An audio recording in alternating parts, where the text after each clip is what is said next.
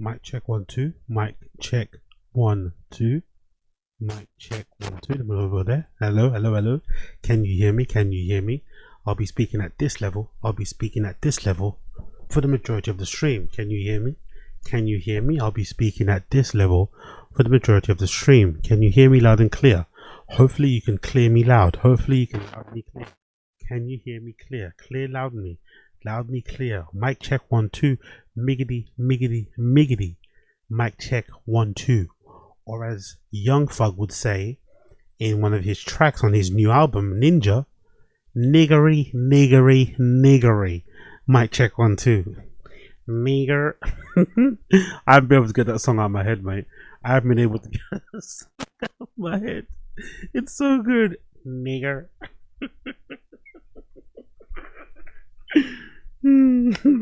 Big up Young Thug. Big up Young Thug, honestly. Big up Young Thug. Big up Young Thug. You know I love you wherever you are. He kind of fumbled the release, right? He kind of fumbled his release. I'm not gonna lie, he fumbled his release, but good music always counts. Good music always counts. So now he's doing the music. Everyone's kind of back in love with him again because you realize, hey, he's actually quite good at music. Even though, you know, East Scooty is not the greatest, it's still good, you know. So it's like, hey, it's a reminder. It's a reminder. But honestly, that nigga, what was the buzz? I'm calling my ops nigger. They better not play with me, nigger. I sleep with a K with me, nigger. Some bad shit lay with me, nigger. My kids, they're straight, you nigger. I'm not fake, you nigger. Black Diamonds today, I'm a nigger. Nigger, nigger. I'm calling my ops, nigger. Nigger, nigger.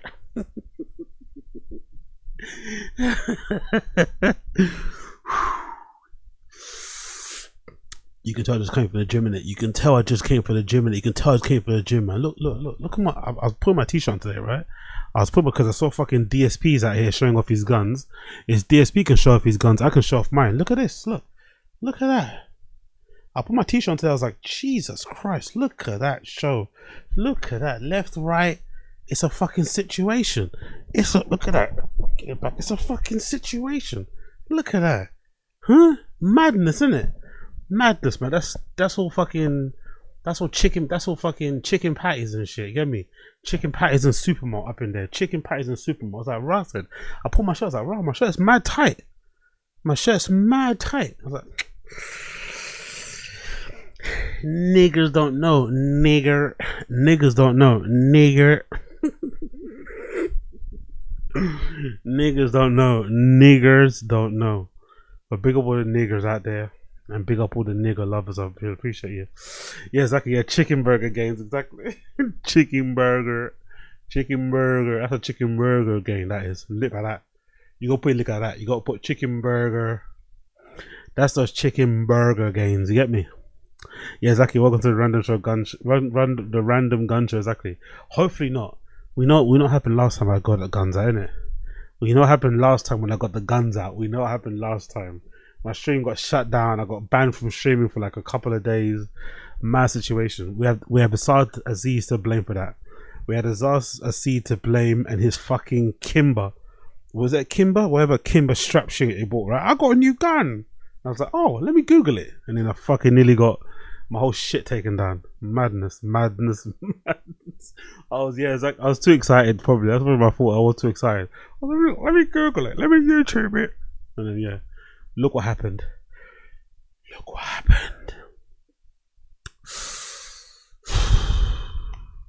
Let's continue. Welcome back, Random Show. Hope you're good wherever you are, people. I appreciate you. Let's just rock into it because I don't have long. Let's just get straight into it. First things first. Have you guys seen this? I've just seen it on my timeline. This is from a person called Evan Kilgore or Evan Kilgore. However you spell his name, however you pronounce it, apologies. Evan Kilgore posted this. Holy shit. Candace Owens just shared a screenshot of a group chat where Charlie Kirk It specifically said he was leaving the pro-Israel cause just 48 hours before he was assassinated. Rob McCoy, Josh Hammer, and 6 others are also in the chat. Candace is like not letting this shit go. She's making a lot of money out of this, to be fair. Have you seen some of her views? Candace Owens, bro. Candace Owens, some of her views covering the Charlie Kirk shit has been crazy, bro. She must be making some solid dough. Like, I'm talking like maybe 100 grand she must have made per month on her fucking AdSense. She is raking it in with her views. So let's hear what she had to say about this bombshell revelation. Take a look. So Charlie writes in this group chat, just lost another huge Jewish donor, $2 million a year because we won't cancel Tucker. I'm thinking of inviting Candace. Somebody writes, ugh. Charlie writes, Jewish donors play into all of the stereotypes. I cannot and will not be bullied like this, leaving me no choice but to leave the pro-Israel cause. And somebody writes, a donor writes, please do not invite Candace. That might feel good short term, but it's not good long term. In my opinion, like all groups, you're going to get a wide variety of opinions. That nasty free will thing that God bestowed on us makes life frustrating at times after the dust settles a bit, maybe. So again, this is 48 hours before Charlie Kirk was assassinated. He was very clear and he was very explicit, and he did not back down, not in that Hamptons meeting, which they're all lying about, nor in this text thread. I'm not going to reveal the names of the other 7. Actually, you know what? I disagree with myself 4 seconds ago. Let's just throw in Josh Hammer for funsies. He's on this chat, okay? I love her. She's fucking funny. So yeah, they're trying to link it to the Jews. They're trying to link it to Israel, and the Tel Aviv militia.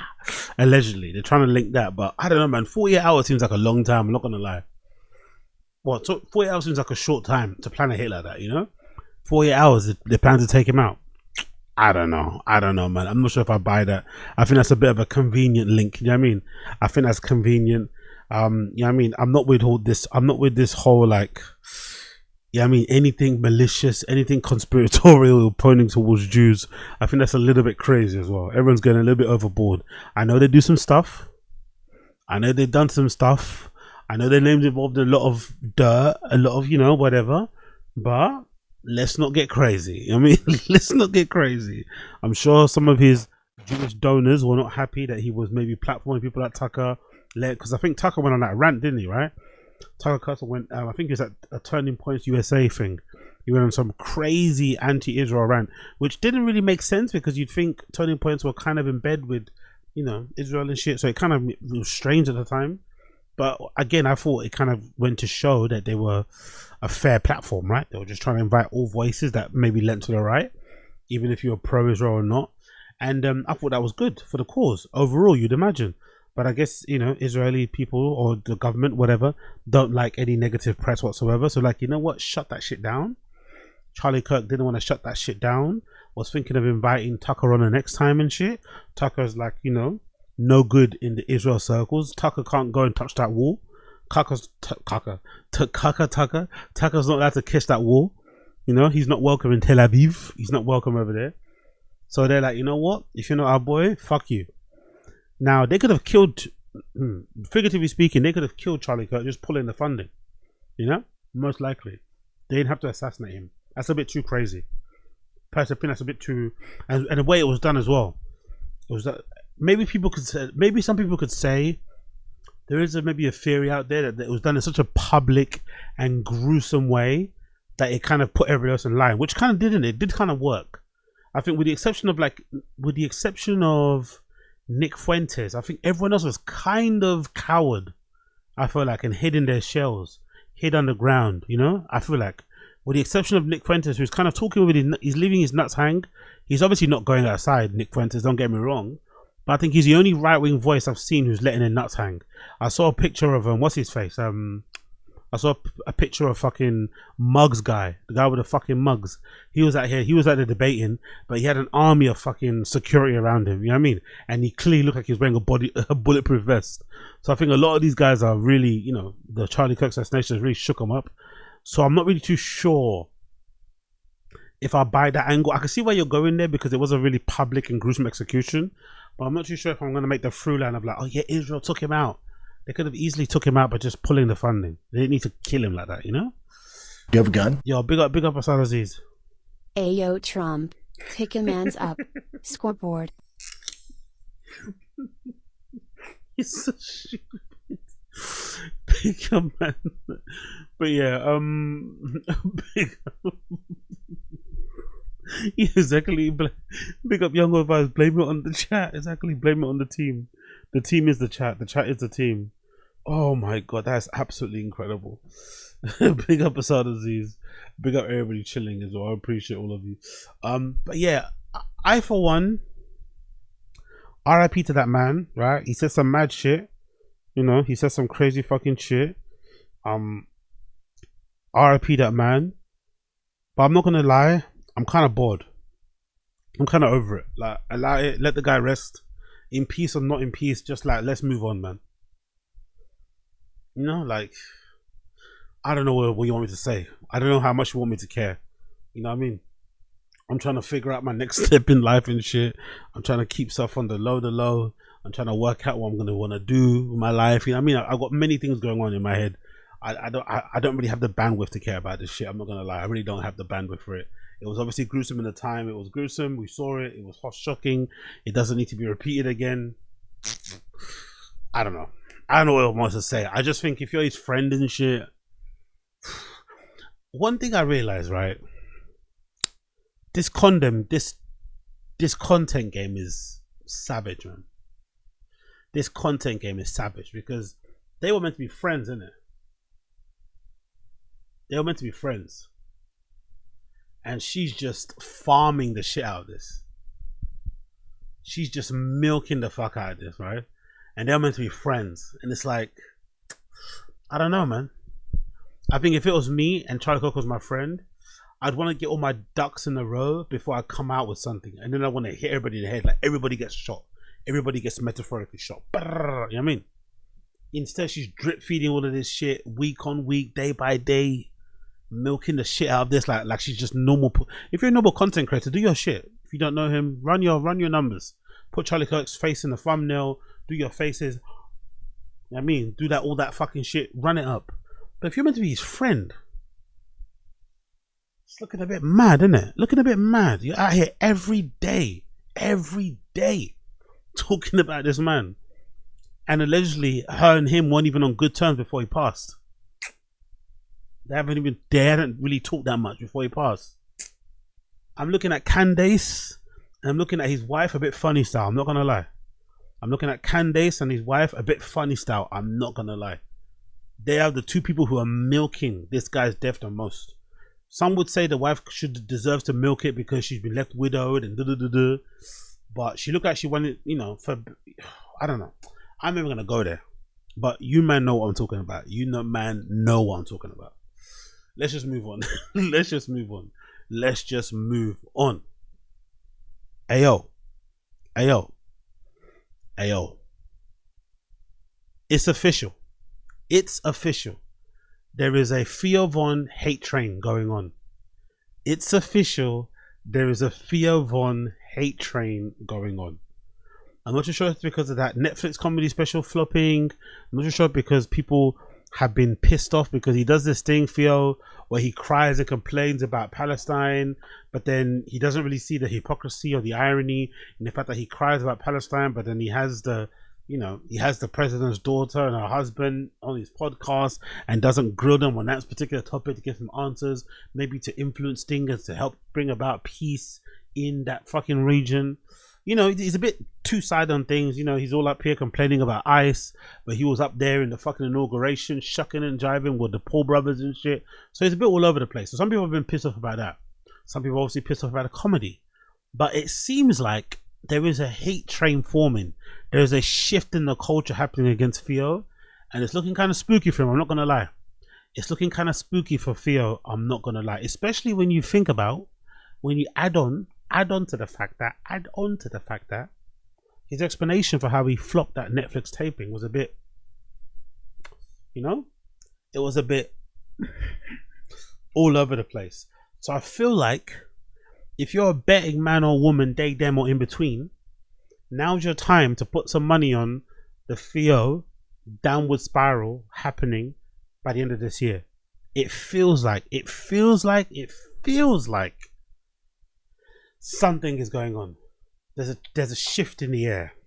And look at this headline, courtesy of the Rolling Stone. Don't get me wrong, Rolling Stone, they're not the best person, they're not the best barometer, because Rolling Stone's kind of turned into one of those, like, for lack of a better term, they're like a sort of like anti-Trumpy type of platform now, you know? If that makes sense. It's not really about the music. They usually write a lot of these kind of pieces, hit pieces, going after a lot of content creators and public figures who you would imagine lean to the right. So you have to kind of look at this, you know, take this with a pinch of salt, you know. But I do see a change out there, because I did see Gianmarco. Big up my guy Gianmarco. Gianmarco did say something a little bit cunty about Theo. Let me show you. Where's my guy Gianmarco? Let me get Gianmarco's Twitter up, right? And then let me just search Theo. And I remember he said something a little bit cunty about Theo. I was like, oh, this is from an actual practicing comedian. He's like a fair professional. He's just out here saying this shit about Theo, right? So look what he said. So let me just go on latest, right? Let's go Gianmarco's latest. Look at this. That's one I saw. This one here. Big up Gianmarco Sorisi. It's like every week I'm supposed to feel bad for Theo Von for some reason.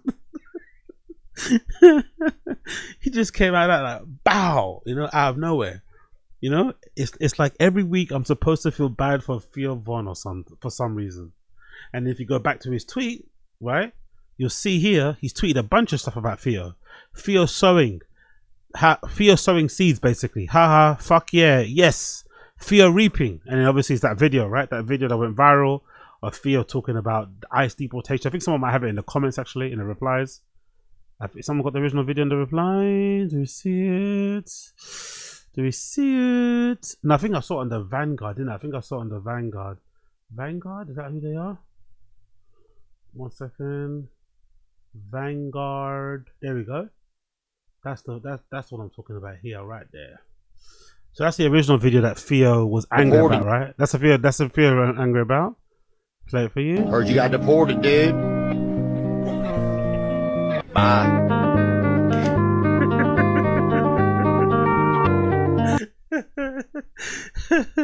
Department of Homeland Security. They've got a decent social media team. Let's be fair, man. Let's be fair. I know some people might be affected by the ICE thing. My heart goes out to you and shit. You know, I'm not taking the piss out of your family and friends. But let's just call a spade a spade. Whoever's the social media manager at the DHS, they've got a decent sense of humor. I'm not going to lie.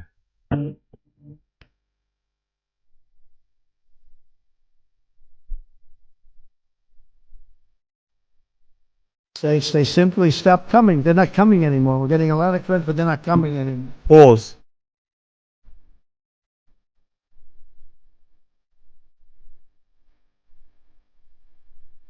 Heard you got Leave now, you know, madness. Oh, you know, there's a politician here in the UK called Kemi Badenoch, whatever her fucking name is, right? She's a black lady who's for the Tories, kind of similar to what you guys have there, Republicans. You know, she said the other day that if she gets elected, if the Tories are elected and she becomes prime minister, you know, this lady said that they're going to try and they're going to have like a similar an ICE type of thing, like a Trump ICE thing here in the UK, to get rid of the illegal immigrants or whatever, aliens. We don't call them aliens here. We just call them illegal immigrants. They're going to try and get rid of them as well, the same way. Let me tell you, if that happens, if they form their own version of, if we form our own version of ICE, there's going to be blood on the streets. There's going to be blood on the streets, especially in London. Maybe up north, not so much, because I think up north people, they have a different relationship when it comes to immigrants, because their economy up there isn't as good as it is down here. Some of them have, like, you know, proper grievances when it comes to immigrant population have come and quote unquote taken their jobs. But in London, the multicultural hub of the world, if they try and remove some of these fucking people from these different hyper countries that have come here and made a life for themselves, there's gonna be blood in the streets. That's almost guaranteed. There's gonna be chaos. So I'm looking forward to that from just a wannabe anarchist point of view, right? From a wannabe anarchist point of view, I'm looking forward to it, because it's gonna be absolutely crazy. Anyways, go back to the Theo article.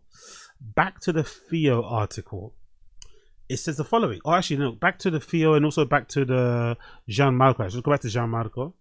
So Jean-Marc said that about Theo recently, changing of the temperature.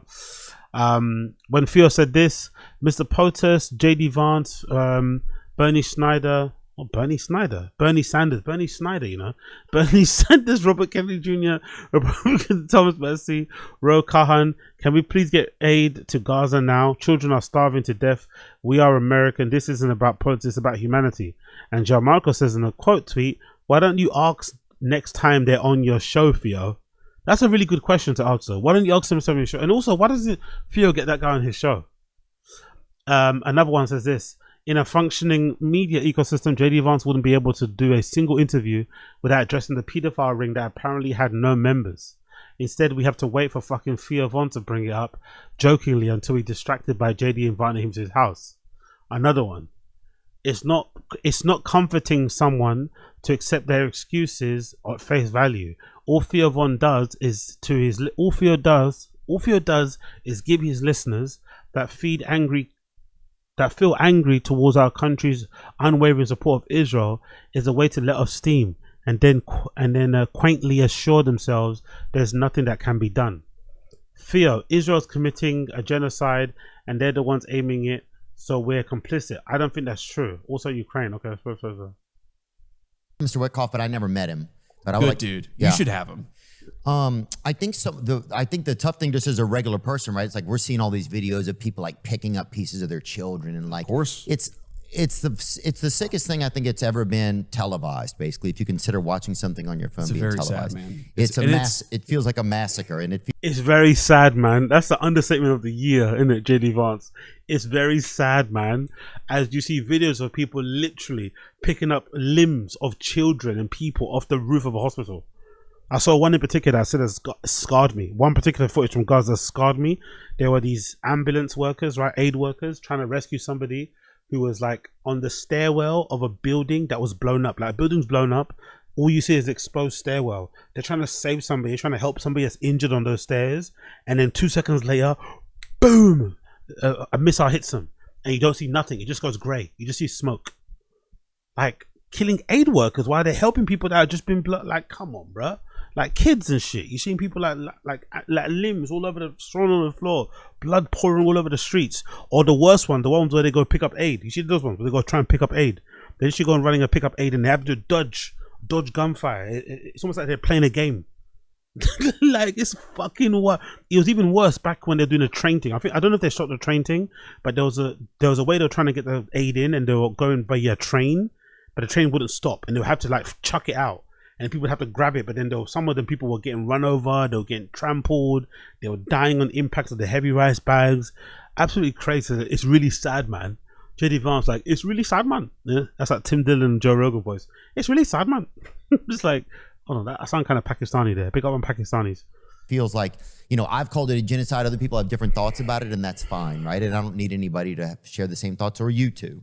But I think He's where it definitely not gets gonna share scary them. is that we give, you know, we're complicit in it because we help fund like military stuff, you know, and that's where as like a regular guy, you're like, well, I'm paying these taxes and they're going towards this, like, but you can't do anything, you know, like you can talk, you know, but it's like, you can't, I don't understand how it. We got Brendan Muller, exactly. He's bombing, man. He's bombing, man. Nothing I can do, man. We got Tim Dillon. I know some of you guys don't love him, but I love the guy. Comes like tough for people. Like sometimes it feels like we look out for the interests of Israel before we look out for the interests of America. So let me say a couple things. So number one, like, I think you're a great dude, so we don't always have to agree on everything. Do I think do I think it's a genocide? No. Why do you have to even say that? Just a point. No one's denying that you can't. Like, we're all grown ups here. I just say, "Oh, you're a great." I hate those prefaces, right? Those prefaces. Oh yeah, you're a great dude. Why do you even have to say that? Just answer the question, brother. You know what I mean? And here's the reason why I don't think it's a genocide, because I don't think that the Israelis are purposely trying to go in and murder every Palestinian. I don't think that's what they're doing. Excuse me. Excuse me. Honestly, in the beginning, like most people, I'm like, you know what? October 7th happened. Get your lick back. I know that sounds really crazy to say. It sounds very flippant. But after October 7th, I'm like, you know what? Get your lick back. There are people raving, having a good time in this festival. Hamas come down in parachutes and shit and start spraying everybody. Get your lick back. Get your lift back. But let's be fair. Now I think they're going overboard. I think you've killed enough people, my guy. I think you've killed enough. You've got your point across. They've leveled whole parts of fucking Palestine. Leveled, unrecognizable. I leveled it. Like, I think you've made your point. And if you keep going on, it's fair when people say it's a genocide. It feels like you're trying to wipe Palestinians off the face of the earth. That's what it feels like. Now, you could argue and say it's different, but my eyes tell me that it seems like it's like when you watch those street fights and there's somebody just pummeling a guy on the floor. And it's like, brother, you got your point. I know this guy touched your girl's bum. I know this guy called your kid ugly or spat in your face. I get it. But you've made your point. The guy's face looks like fucking peanut butter now. Leave it. I think they got hit hard, and I think they're trying to, like, you know, sort of destroy this terrorist organization, and war is hell, and that is true. He's picking his words. I don't blame him because he's got a family. Powerful bunch. Big up Assad Aziz. Big up Assad Aziz. First of all, I think you're a great guy. Second, I don't think certain people deserve human rights, and it's okay that we don't agree on that. Loved your special, by the way. Exactly. Certain people, define people. It's like a big up young old vibe. Define genocide. Define people. Define deserve. Honestly, he's picking his words so carefully. He doesn't want to make any mistake because, you know, fucking Benny over there, Big Benny, might send his M agents, right? He might send some of his M agents, Agent M's, you know? He might send his Agent M's down and just... He's picking his words very, very carefully. And that was bad. It's not cool. Israel has a right to defend themselves. I also think it's true, man. I mean, I've seen people on my side of the political aisle. I'm a Republican. You know that, but your audience may not. Who, like, will see these videos of these innocent Palestinian kids and say, oh, well, they had it coming to them. No. Like, if you have a soul, your heart should break when you see a little kid who's suffering, which is why we have the policy that we have. Who's suffering? Bro, his mum and father and everyone's getting blown to bits. That's more than suffering. Like, this your heart should break. Aww, you just saw your mummy's head get blown to pieces. Aww, you have no living relatives. Aww, bro, it's a bit more excessive than that, you know? Jesus Christ. Which is we're trying to eliminate the conflict, eliminate the source of the conflict, so that we can actually bring some peace and some humanitarian assistance into people. And that's my basic view. And yeah, the president's interesting. He's a pro-Israel guy. Yeah. And he also recognizes that to bring any conflict to a close, you've got to talk to everybody. Yeah. And so, we've been attacked. I've been attacked. The president's been attacked for being... As they should. Again, I don't follow politics that much, but I swear you motherfuckers voted this guy in so you could be like isolationist a little bit, right? He can maybe think about your shores only. Why the fuck? I mean, what's going on over there then? That's the weird thing. I swear he was voted in under the premise that he would be anti-war. And here he is just like... I mean, it's like, what? Like, who cares what way? Like, really and truly, no one should... Who gives a fuck where fucking America falls if they're on Palestine or Israel side? Really and truly, they shouldn't be involved anyway. They shouldn't be arming the Israelis anyway.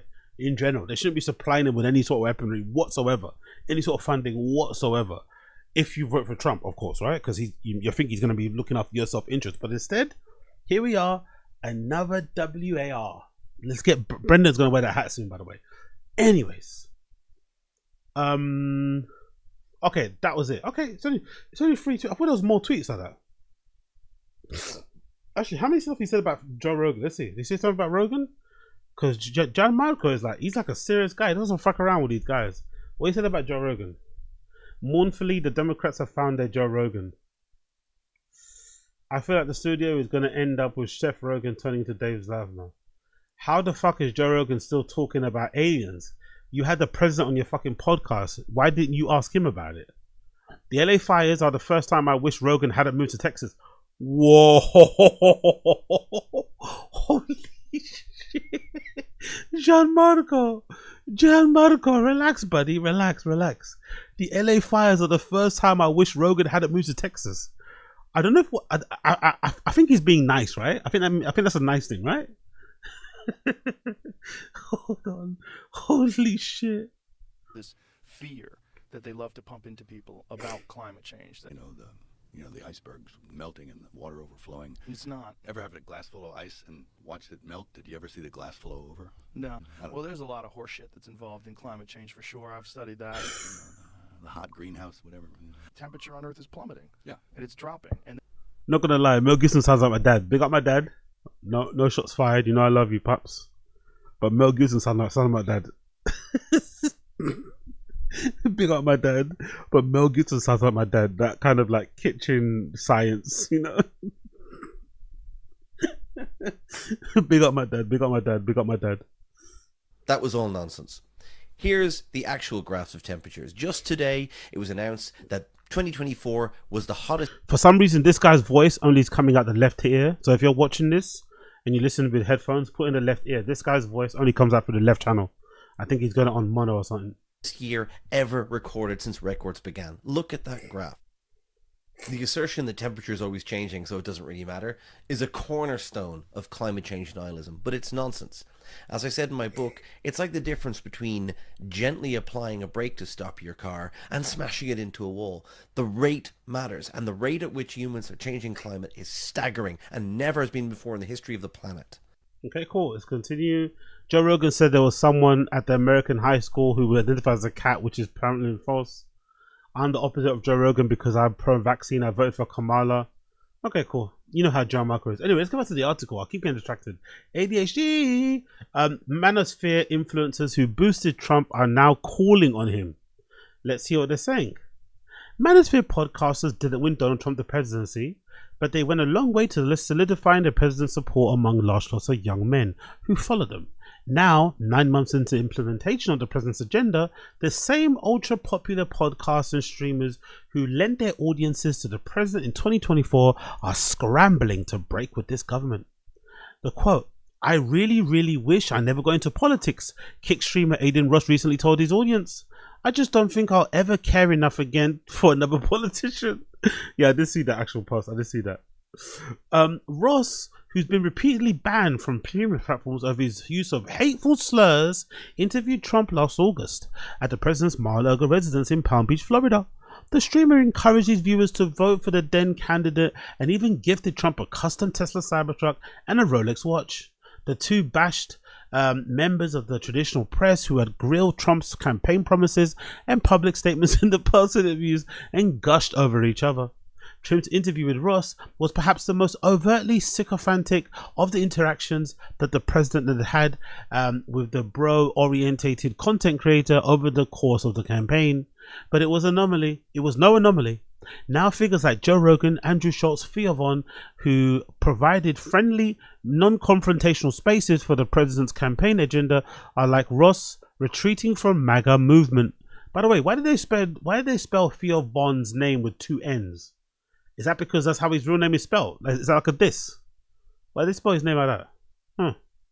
Comedian Theo Von, host of the This Past Weekend podcast, interviewed Trump the same month as Ross.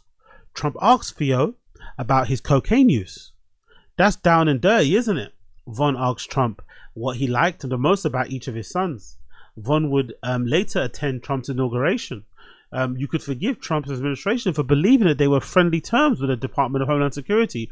Use the clip of Von saying in his telling as an out of context joke, "Heard you're getting deported, dude. Bye," in a social media video.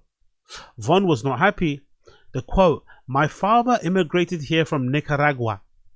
One of my prized possessions is his immigration papers from when he came here. I have them in my frame. This was just fucked up. It was fucked up," he said. In a social media post responding to DHS, which was later deleted, Von wrote, "He didn't approve to be used in this. I know you know my address, so send a check. And please take this down. Please keep me out of your banger deportation videos." By the way, I think that particular tweet that Theo sent is the reason why people don't like him. Because I feel like nowadays, no one really likes people that stand in the middle or that sit on the fence. Either you don't get involved, but if you get on the field, you have to pick a side. I think nowadays, with how politics is, with how social media is, with how current news topics are, culture war stuff is, you have to be on a side. If you're not on a side, stay off the pitch, stay off the field, be in the bleachers. But if you're on the field, you have to pick a side. And I think because Theo has this, like, even in that tweet, he's like, hey guys, you know my address, send me the check, but take it down. But don't involve me, you know, but send me the check. It's like, so what do you want? Do you want the tweet to stay up to send you the money? Or do you want to take the tweet down because it goes against what you believe? You have to decide, brother. You have to decide. Do you care about your Nicaraguan dad and you're upset about ICE agents deporting them? Or do you not really give a fuck and you're just saying it to placate your fans? Because the truth is, I think Theo's scared of losing his fan base. I think he's aware that he has a fan base of people who lean to the right, but he also doesn't mind his fan base that leans to the left. But he's afraid of losing them if he does stick his flag in the sand and say, on the ground and be like, hey, you know? So that's why he's playing these games. I don't really think he cares about his dad like that, personally. I think if you watch the Theo of On This Past Weekend podcast thoroughly, you'd know he had a weird relationship with his dad, because his dad was like 60 or something when he was born or some shit. So he doesn't have he talks about how him and his dad weren't the closest. So I don't buy this whole like, oh, it's because of my dad's from Nicaragua. It's like, brother, relax, you know? Let's relax. So, yeah. And I don't even think, in the past he used to talk about speaking Spanish a bit, remember? In the past he'd bring up his nationality or his, you know, his ancestry. But I feel like now that he doesn't really talk about that anymore, you know? He's very like white, if that makes any sense. I thought before like he was happy to be like, oh my God, guess what? I'm actually half Nicaraguan. Although I think his dad was just white and just lived there. I don't know. Anyway, don't hold me to that. Don't hold me to that. But let's continue. The administration authoritarian's approach to immigration enforcement has become a point of contention for other content creators considered reliable MAGA liaisons just months ago. Earlier this year, Rogan slammed the Trump administration deportation of 100 Venezuelan men, and the majority of which had no criminal record, to the notorious CECOT prison in El Salvador for an indefinite detention without due process. By the way, who is the most high-ranking person of like a Sinaloa cartel that they've deported off this ICE stuff? Has there been one? There must have been one, right? Has there been like one single proper high-ranking assassin, somebody? There has to be somebody that they've deported on these. Is it just like, or is it just fucking sous chefs and shit? Is that all it is? Construction workers? Like, is that who they've all this fucking stuff about arresting these big drug gang members and all this shit? Like, where are they? That's what they should be doing. It should be purple. If you purple a couple of them, everyone's gonna be down with ICE. If you just jack in fucking nannies in the middle of the street, you know. But again, what do I know? I'm not a politics guy, so don't come at me. This is kind of crazy that they could be this is kind of crazy that could be possible, Rogan said in March. The crazy is, let's get the gang members out. Everybody agrees, but let's not innocent gay hairdressers get lumped up with the gangs. Over the summer, Rogan criticized ICE tactics in immigration raids as insane. There's two things that are insane, Rogan said in July. One is the targeting of migrant workers, not cartel members, not gang members, not drug dealers, just construction workers. Showing up to a construction site, raiding them, gardeners. Like, really? Why didn't you like really that to Trump when you... Anyway, whatever. Rogan's statements touched on a dissonance that was made explicit by comedian and flagrant podcast host Andrew Schultz, who once stated his 2024 vote for Trump was based on who gets the most pussy. Oh my God. Oh, we are all gonna die, innit? We are all doomed, innit? We are all doomed, man. These guys are literally steering the course of humanity. And this is why Schultz voted for Trump, because he gets more pussy. Cool, man. Cool. I voted for none of this, Schultz declared in July. He's doing exact opposite of everything I voted for. I want him to stop the wars. He's funding them. I want him to shrink spending, reduce the budget. He's increasing it. It's like everything that he said he was going to do, except he's sending immigrants back. Now he's even flip-flopped on that, which is kind of like, It's almost as if Trump is doing exactly what he has done in the past with his actions as opposed to his words. But I could be mistaken there. But none of that, of what Trump has done since retaking office, should come as a shock. Trump has been vowing to go against immigrants as well as critics and political opponents for years. His plans for ruthless, relentless mass deportations were as explicit as his designation of migrants as quote-unquote poison to the blood of the nation.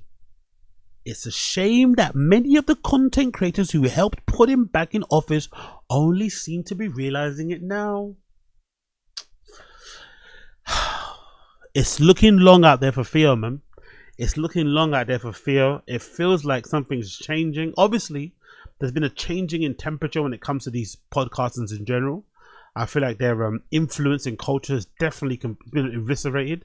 No one takes these people seriously whatsoever. But there's definitely a shift when it comes to Theo specifically. I feel like Theo is getting a way more stick than he ever did before. And usually when the tide turns against you, the tide turns against you. So I expect, and don't hold me to this, I expect either Theo is going to do one of two things. He's going to have another episode where he pretends to have like a mental breakdown, right? And kind of leans into the whole mental health thing. Or he's going to go lean right into the right set. Because he's going to feel like, oh, you guys are pushing me over there, so it's all your fault that I'm right wing now. You know, he's going to do all that pussy shit. He's never going to stand on it and say, no, I'm proud right wing person, you know? Like, because of that, no one's got a problem with that. Like, just stand on it. But he's going to be like, oh, you guys pushed me over there. So I think he's either going to fake another mental breakdown or he's going to go very hard right and just lean into it. That's what I think is going to happen. He's not going to be able to take this. He's not, because one thing I know about Theo, or from the outside looking in, he's very thin-skinned. He's very thin-skinned. He's easily rattled. So I feel like people that are easily rattled usually have one or two, you know, fight or flight sort of thing. So we're going to see that. But I could be wrong. I usually have terrible takes. You guys always point that out to me. Most of the time I feel like you point out my terrible takes because I'm black and stuff. Like if I was white and stuff and I spoke like this and stuff, I don't think you'd point it out and stuff. But I take it anyway. Big up the stream chat. Big up the blood clot. Stream chat. Let's move on. Trumpy. Have you seen this? Have you seen this? Now, what will Rogaine say about this? What will Rogaine say about this? Trump says that he will take a look and speak to the Department of Justice about a potential pardon for convicted sex trafficker and close associate of Jeffrey Epstein, Ghislaine, or as we like to call her in the UK, Ghislaine. Am I right, lads? Am I right? Maxwell.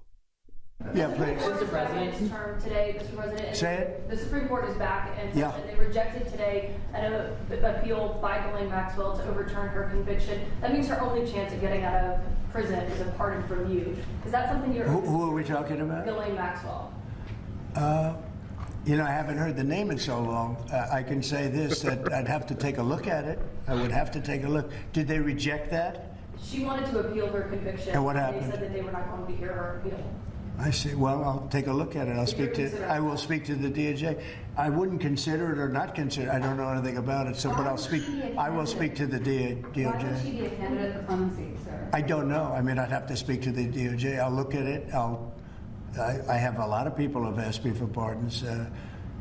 I call him Puff Daddy has asked me for a pardon. But she was convicted of child sex trafficking. Exactly. Yeah, I mean, I'm going to have to take a look at it. I'd have to ask DOJ. I didn't know they rejected it. I didn't know she was even asking for it, frankly. The woman's given us so many opportunities to, like, the reporter's given him so many opportunities to be like, yeah, I'm not going to, she's obviously convicted of sex trafficking and child. I'm not going to, obviously. No. And he's not taking the opportunity. She's giving him so many layups to be like, of course I'm not going to pardon her. I'm going to look at it. I like the black guy at the back. Look at the camera guy when you heard Ghislaine Maxwell's name. The camera guy in the back made me laugh. You see the camera guy at the back, the sound guy. Is that something you're... Who are we talking about? Ghislaine Maxwell. Ghislaine Maxwell. You know, he's like, nigga, really? I can say Is that something you're... Who are we talking about? Ghislaine Maxwell. You know, I haven't heard the name in so long. He was like, really, nigga? Ghislaine? She was touching them kids.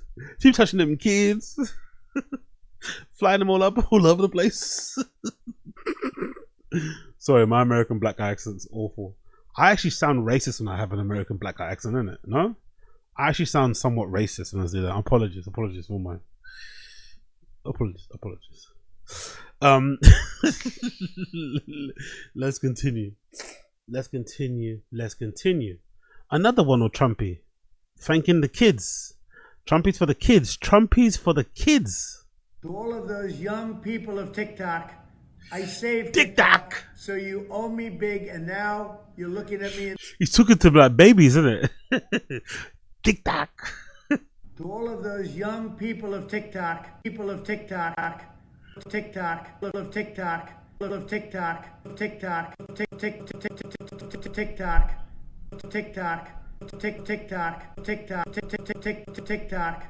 I saved TikTok, so you owe me big, and now you're looking at me in the Oval Office, and someday one of you will be sitting right at this desk, and you're going to be doing a great job also. To all of the Goo Goo Gaga, my Gen Z, Gen Y, Gen Z. Goo Goo Gaga kids, it's your daddy, Donald.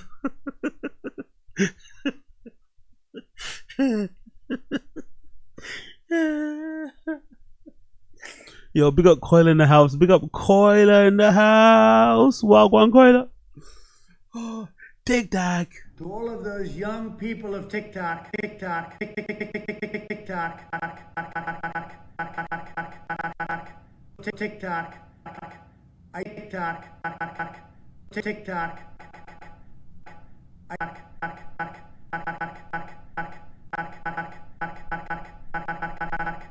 I saved TikTok, so you owe me big, and now you're looking at me in the Oval Office, and someday one of you are going to be sitting right at this desk.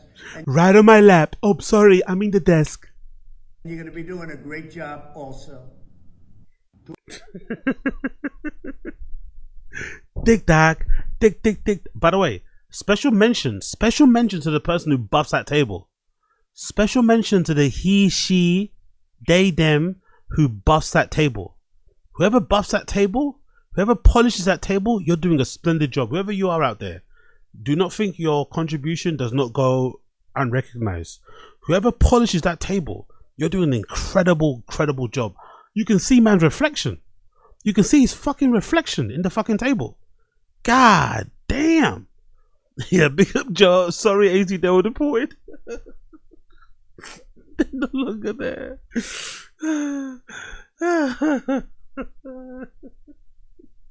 That's a piece of shit. Yo, big up Keepy, AZ. When the Timo glasses due? Next week, actually. Next week.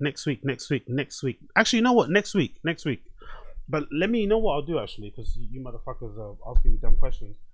I'm finna put a pair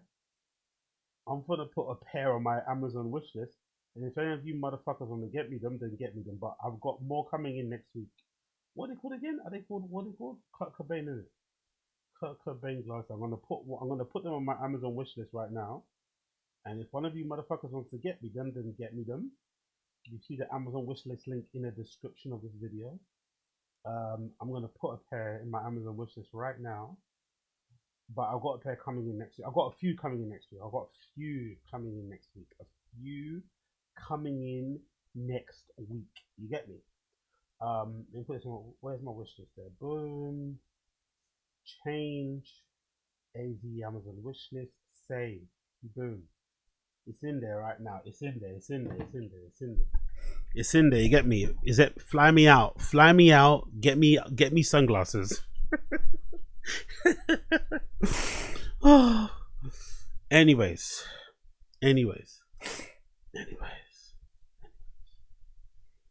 Let's move on.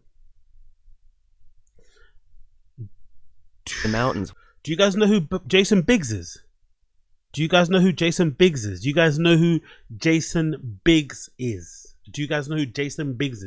Well, he sat down with Neil Brennan on his podcast called The Blocks Podcast and spoke a little bit about his cocaine addiction.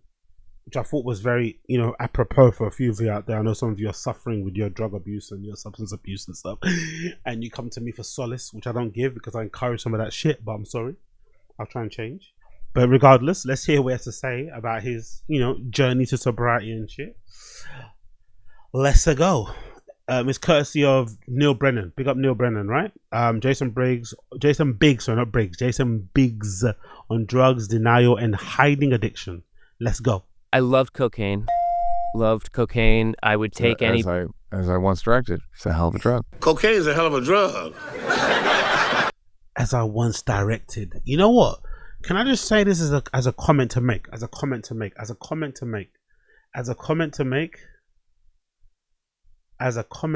right? Cocaine, I would take any. As I once directed, it's a hell of a drug. Right? As a comment to make.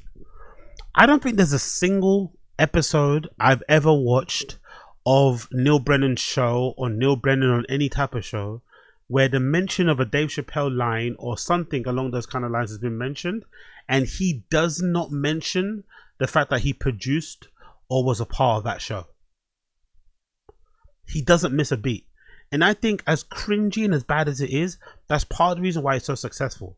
I think a lot of us, myself included, are very shy, very secretive, very coy, very, dare I say, humble about sharing stuff. And I don't think I've ever heard Neil Brennan miss an opportunity to name drop Dave Chappelle. He never misses a chance to name drop Dave Chappelle. Never. I know Dave Chappelle, whatever, seminal show, legendary comedian, blah blah blah, we get it. I get it, but he does not miss a beat, and I think it's kind of important in its own way. So, copy that how you will, interpret that how you will, but I think it's somewhat important. Cocaine is a hell of a drug. It's a hell of a drug, man. That's right. It's a hell of a drug. And, this was the late 90s, early 2000s. I also loved ecstasy. But on the flip side, big up Coiler. I didn't know that. That's a good point. Big up Coiler, my guy. That's a fucking great fucking point. That's a great fucking point. On the flip side, as Coiler says in the stream chat, I bet it's also why you don't really see Dave messing with him post show like 20 years ago. That's a very good point. You don't really see a lot of Rick Owens era Dave Chappelle, right? Dave Chappelle with a Rick Owens nowadays with his arms out. You don't really see that Dave Chappelle hanging out with Neil Brennan anymore. Dave Chappelle is friends with Rogan. Rogan's friends with Neil. They've got people in common. They're well known. You know what I mean? You don't really see them together. So that's a very good point from Goyla. I guess humble brag with caution. I guess. I would do ecstasy by myself. I did ecstasy by myself on a car ride to in the mountains once. To Ralph's. Dude, I would go to Rock and Roll Ralph's. Of course you would. Always. Were you treated well at Rock and Roll Ralph's in 1999? Of course I was. To be fair, I think that's really a good sign to know if you're an addict or not. People who do like hard drugs on just the daily, just hanging out and not going to parties or something, or having a party at home, you've probably got a problem. And that's probably harder to kick. I think that's harder to kick. My version of like having fun and partying is easier to kick because all you got to do is just not go out. You just don't go out and then suddenly it stops. But I think if you're the type of person that has a bit of fun, like gets on the fucking powder while you're just, grocery shopping, that's going to be hard to kick, man. So I have all the respect in the world for people who are battling with that, because that on a day-to-day, trying to kick that habit, especially when you have means to it, because I think some drugs are kind of hard to get addicted to because they're so expensive. But I think if you have the means as well and you're doing it daily, if you kick it, you deserve all the respect, because that is not easy. And high and ecstasy fucking guy from American Pie. You goddamn right I was. Would you get fucking free deli meats? I used to go there for a roast beef sandwich. Their deli was bomb. I know what you were there for. As many fucking grapes as you could finger. Oh God. Yeah. I mean, talk about the pie section. If anyone's forget it. They literally would roll out a red carpet for me just down that aisle. It was a hard day's night with you and pie in the Ralph exactly. in the Ralph's pie section. Oh God, yeah. So how this is an ecstasy question. You're not supposed to do it more than every 3 months for it to work. well? Oh man, I would. Oh well, yeah, I Is would that do a- it every weekend for like Fantastic. a year. I felt like, and People I would have read it with like. But Coiler, whenever someone in the business clout farms, I guess we're talking about Neil Brennan here when it comes to Dave Chappelle, that hard is because they know relationship is over, they might as well squeeze all the juice. I'm gonna disagree with that slightly. There are some people who let people clout farm off of them or clout chase off of them because they would rather they do that than give them money. If that makes sense, you know? It's like an unwritten rule. It's almost like, you know, back in the day how like some people be like, oh yeah, Kanye executive produced my album. Kanye didn't executive produce your album, but Kanye knows how the game goes. Back when people loved Kanye, not fucking kill all the JEWs Kanye. Back in the day, Kanye would let people do that sometimes. Oh yeah, Kanye producing my album. He didn't produce your album. He didn't actually produce it either. But he knows how it goes in the music industry. That if he lets you use his name, even though he kind of picked a couple of beats and stuff, if he lets you use his name as an EP, it will allow you to maybe get different doors opened. It will allow you to maybe have different, to get an increase in bookings or something. It's kind of like a bit of a, like I scratch your back, you scratch my back. It's kind of a thing. So some people let them do that for that. So it can work two ways. But Coiler's right, but I think it can work two ways. Like to talk to MDMA Reddit.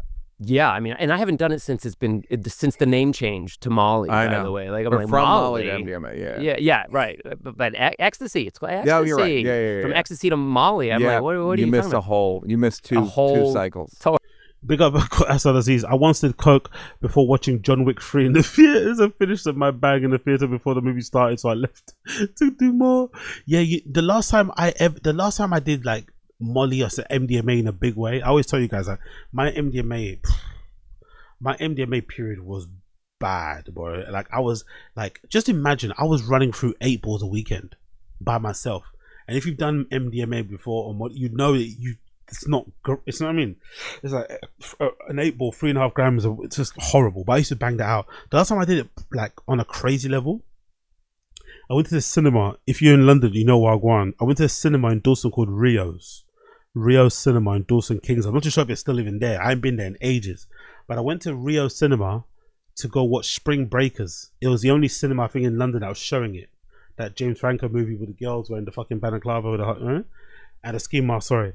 And I did a bunch of MDMA there, and I swear to God, till this day, I don't remember what the movie was about. I don't remember watching the movie, but I was in there. I was just like doing fucking, and I think back then was like I used to get the MDMA, the crystals, right? The little brown, it kind of looked like Coca-Cola, like it kind of looked like brown sugar.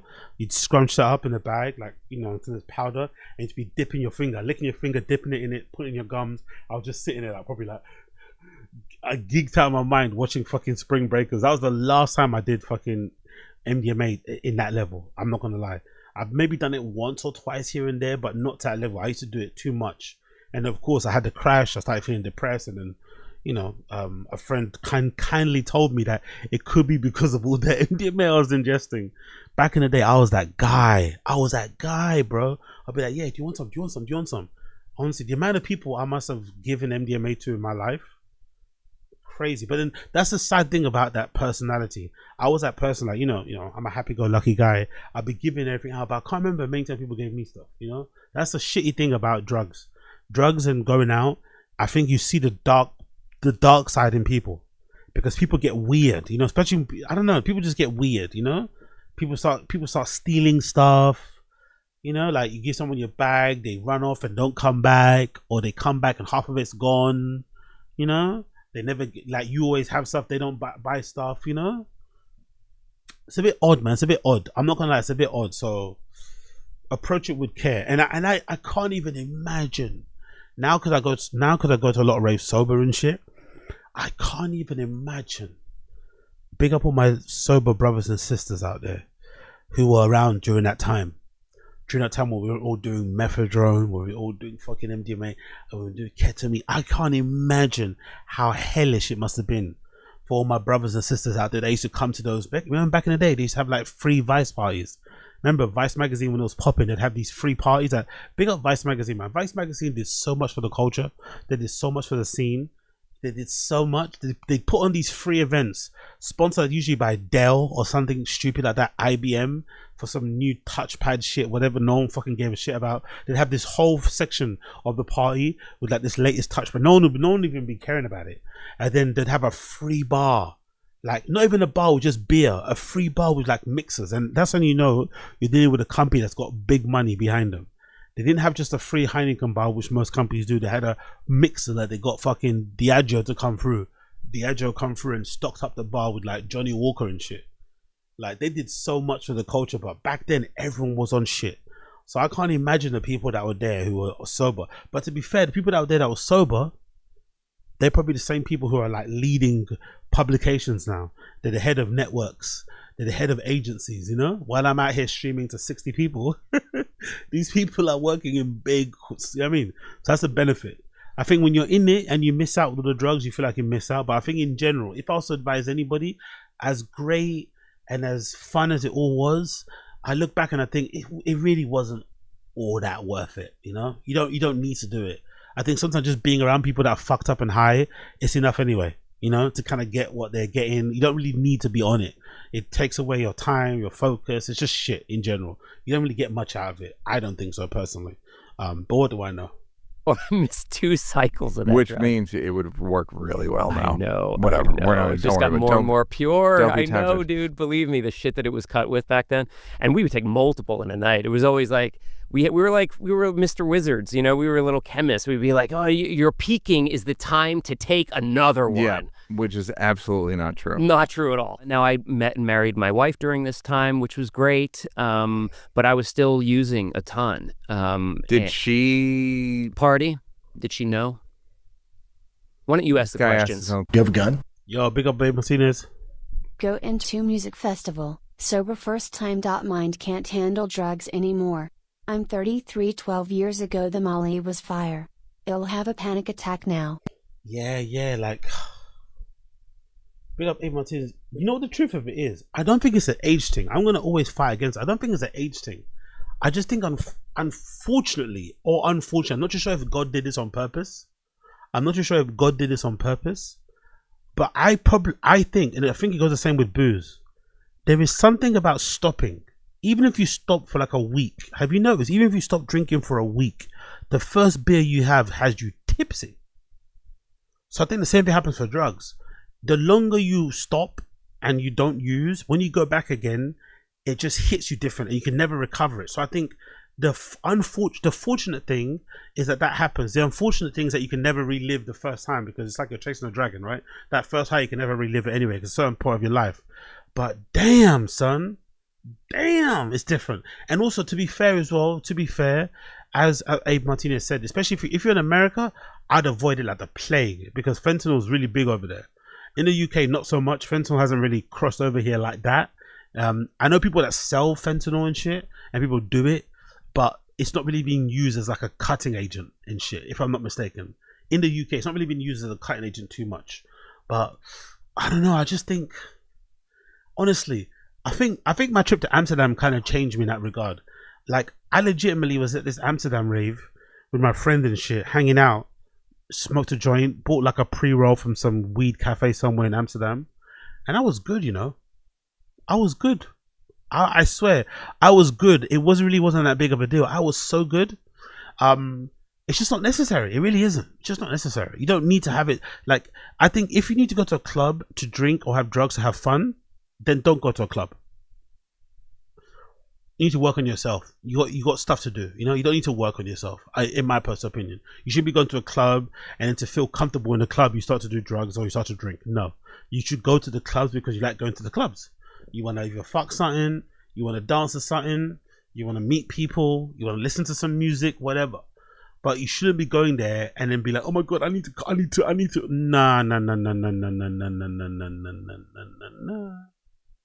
Nah. But I could be wrong. Why don't you ask the questions, Brandon? You know where I'm going. Go. Did she party? Did she know? This is how that's called. Yeah. Big up, Coyle. Exactly. Going to hospital with panic attacks, having to admit your debauchery is embarrassing. Exactly. if that's embarrassing, Coiler, look at what somebody reminded me of. I just fucking forgot about that. But look at someone reminded me of. If you think that's embarrassing, how about this? Big up James Banks. I seem to recall AZ said he took a shit in the bushes while on X. Exactly. What's more embarrassing? Getting having to go to the hospital, panic attacks after doing drugs, or taking a shit in someone's bushes and remembering it and smelling it still bad. So both circumstances, both occasions are the result of drugs. I think everyone in the stream chat, everyone watching, use me and Coiler as examples. Don't do drugs. Either you end up shitting in the bushes like I did, or you end up having a panic attack like Coiler did. You don't want either. You don't want either. You don't want either. Oh, that's What stupid questions? You What wrote it. stupid questions? You wrote it, and I put the English on. Ask Did me she something know? real. When did she know, Jason? So she says, and I kind of vaguely remember this, but she says that she asked me early on in our dating if I drank every day, and I said, yeah. Like, sort of like, yeah, of course I do. Why? Are you stupid? What's the What are you, smart ass? Don't ask me stupid questions like Brennan does. Yeah, fucking, right? jeez, what is the podcast? 15 What years is from this, now? blocks? So there were signs, but I also drank a lot by myself, and also Jenny was very. You see, and again, this, not to be like, oh my god, I'm just so fortunate. There's so many things in my life that just doesn't make sense because I'm such a person, but I'm so lucky that the alcohol thing came later, because I think if I lived in a house where my parents drank or I was allowed to drink, I think I might have ended up like this, because I think for me the alcohol kind of like led into the party and the party led into the drugs. You know what I mean? It was kind of staggered. Like, I think when I first started going out, I first was only getting licked on beers. Like, I'd go to like these free Vice parties I keep telling you about, right? These indie raves and shit. Listen to, I don't know, whoever was playing at that time, MGMT or some shit. But then I wouldn't, you know what I mean? It wouldn't be like, the drugs would be at far later on. I think I had my first drink at like, what, 21? My first drug at like 23 or something crazy like that, right? So it took some time to get to it. But I think if I started with the boot, so it's a miracle that he's still around, basically, because he had money back then too. He was up, well known. Do you know what I mean? So to come from being drinking every day, doing drugs every day, to still looking like this, by the way, he still doesn't look too bad. Miracle. She also, had her own stuff happening and career that she was focused on, and I hit it very well. And I love drinking and drugging by myself. Case in point, ecstasy in a car on my way to Whistler, Canada. But I was fine hiding it. She would go to bed before me. I'd stay up doing blow in the other room. I could, and I could, Under and tell her what? I'm gonna play video. I'm gonna be on the internet. Yeah, I'm just gonna go and watch more TV. I had like a big screen, drop down man cave thing, and I'm just gonna go in there. I'm not tired yet, and damn right I'm not tired for another 3 days. Yeah. Oh my god, honestly, it's absolutely crazy the things that people do and the way we come. Honestly, the body is so resilient. I can't imagine, bro. The body is so resilient. The amount of stuff he must have put himself through. Whew. And so, yeah, a lot of shit like that. And, so it was just like getting darker for me. And big up the wife too for not leaving. Bro, because most women would have left. Big up the wife too for not leaving, because Jesus Christ. Imagine, I don't know, big up her. And then Twitter came around and I started. Yeah, exactly. Big up Ryan Harty. Exactly. I didn't even think about it. That's a good point. Big up Ryan Harty.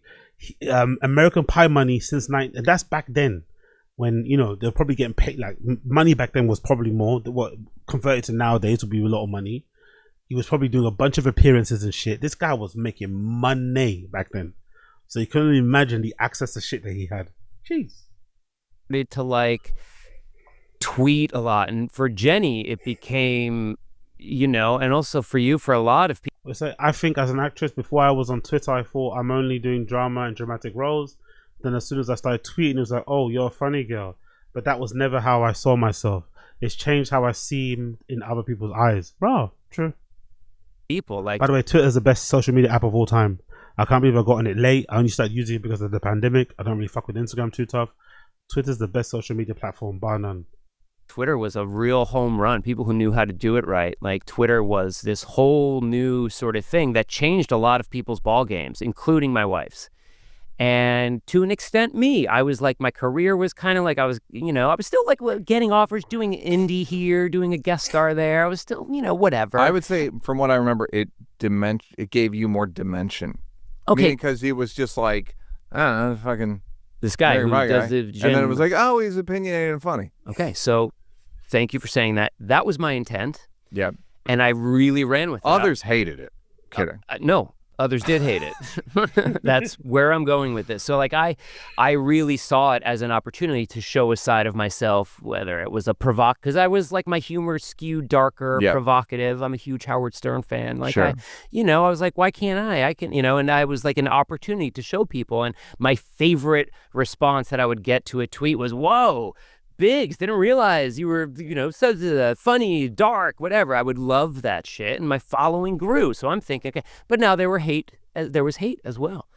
And then I kind of just, got super dark with my tweets, and, it bled into my career. And what's that? Anyone want to buy my Malaysian Air Miles frequent flyer? Anyone want to buy my Malaysian Airlines frequent flyer miles? Yo. If he if that crash happened nowadays or whatever, and he tweaked, that would hit so hard. And it bled into my career. Hey all, okay, so hey all, okay, so I'm deleting my previous tweets. People were offended, and that was not my intent. Sorry to those that were. And I ended up losing a job, and wow. Jason Biggs reveals he was fired from Ninja Turtles over offensive tweets. Fuck. Back then as well. Back then? Nowadays, counterculture, but back then, you feel like your life's ended, isn't it? You feel like your life is ended. At the time, because of my drinking and drugging, I sort of, again, like, blamed it on other people. Where's Young God Vibes? Blame the team. Where's Young God Vibes? Blame the team. You see? It's always blame the team out here. We're Team Brendan when it comes to blame the team. Mentalized it, moved past it, said, not my problem, doesn't matter, not my fault. What were your go-to moves as a user of Twitter? No, or drug. Like you said, you sort of like, just walk me. Were those your main moves? Like, not my fault, not my like, fuck off, I'm fine. Yeah, like, I think it was a lot of not taking responsibility for my own actions. That's assuming in every aspect of your life. Every aspect, yeah. Yeah. Could we make an fair observation that maybe this is an indication that maybe Brendan is an addict himself? Because Brendan likes to blame others and never take personal responsibility. Could that be one of the telltale signs of an addict? Never taking any personal responsibility, never taking any accountability. And what's one thing Brendan is allergic to more than black people? Bitch, you guessed it. Accountability and ownership.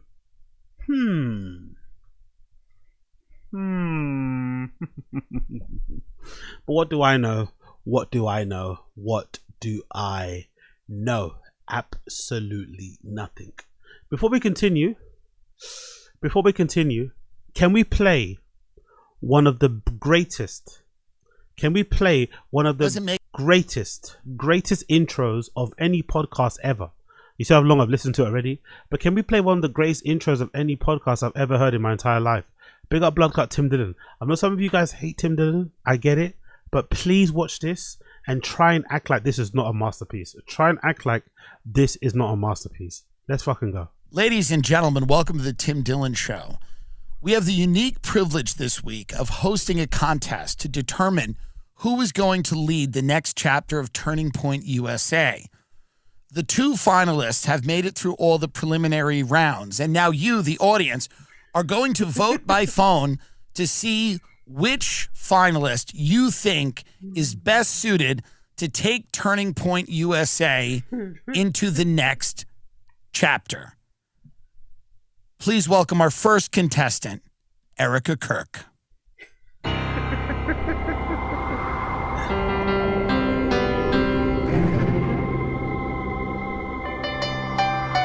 By the way, it's not lost on me the irony of Tim Dillon. It's not lost on me the irony of Tim Dillon, who just a couple of weeks ago was crying and clutching his pearls. I can't believe you guys are taking the piss out of a dead man. Everyone's celebrating his death. And here he is mocking the dead man's widow. The irony is not lost on me. The irony is not lost on me. Or the hypocrisy. Either or.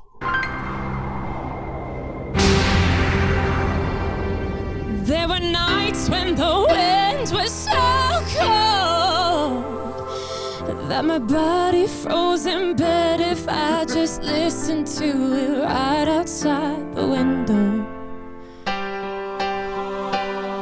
There were days when the sun was so cruel that my tears turned to dust and I just knew my eyes were drying up forever. I finished crying in the instant that you left, and I can't remember when or where or how. And I banish every memory you and I have ever made. Pipes. All right, thank you, Erica Kirk, everyone. Erica, clearly going through something. Well, it's an honor to have you here. Thank you. You have so much energy. How are you holding up? Tim, it has been a whirlwind. It has been just such a crazy, chaotic time. I'm going on tour. I have a Christmas album coming out, and I mean, I just signed with WME. I'm going on SNL, and I'm going on Rogan, and I have a Skims collab coming out next month. So it's just a very exciting time. It's actually amazing that's how this is all happening. I did try your Smoothie and Air one, and it was excellent. Thank you so much. Do you have anything you want to leave the Turning Point fans with? If Israel did it, I forgive them.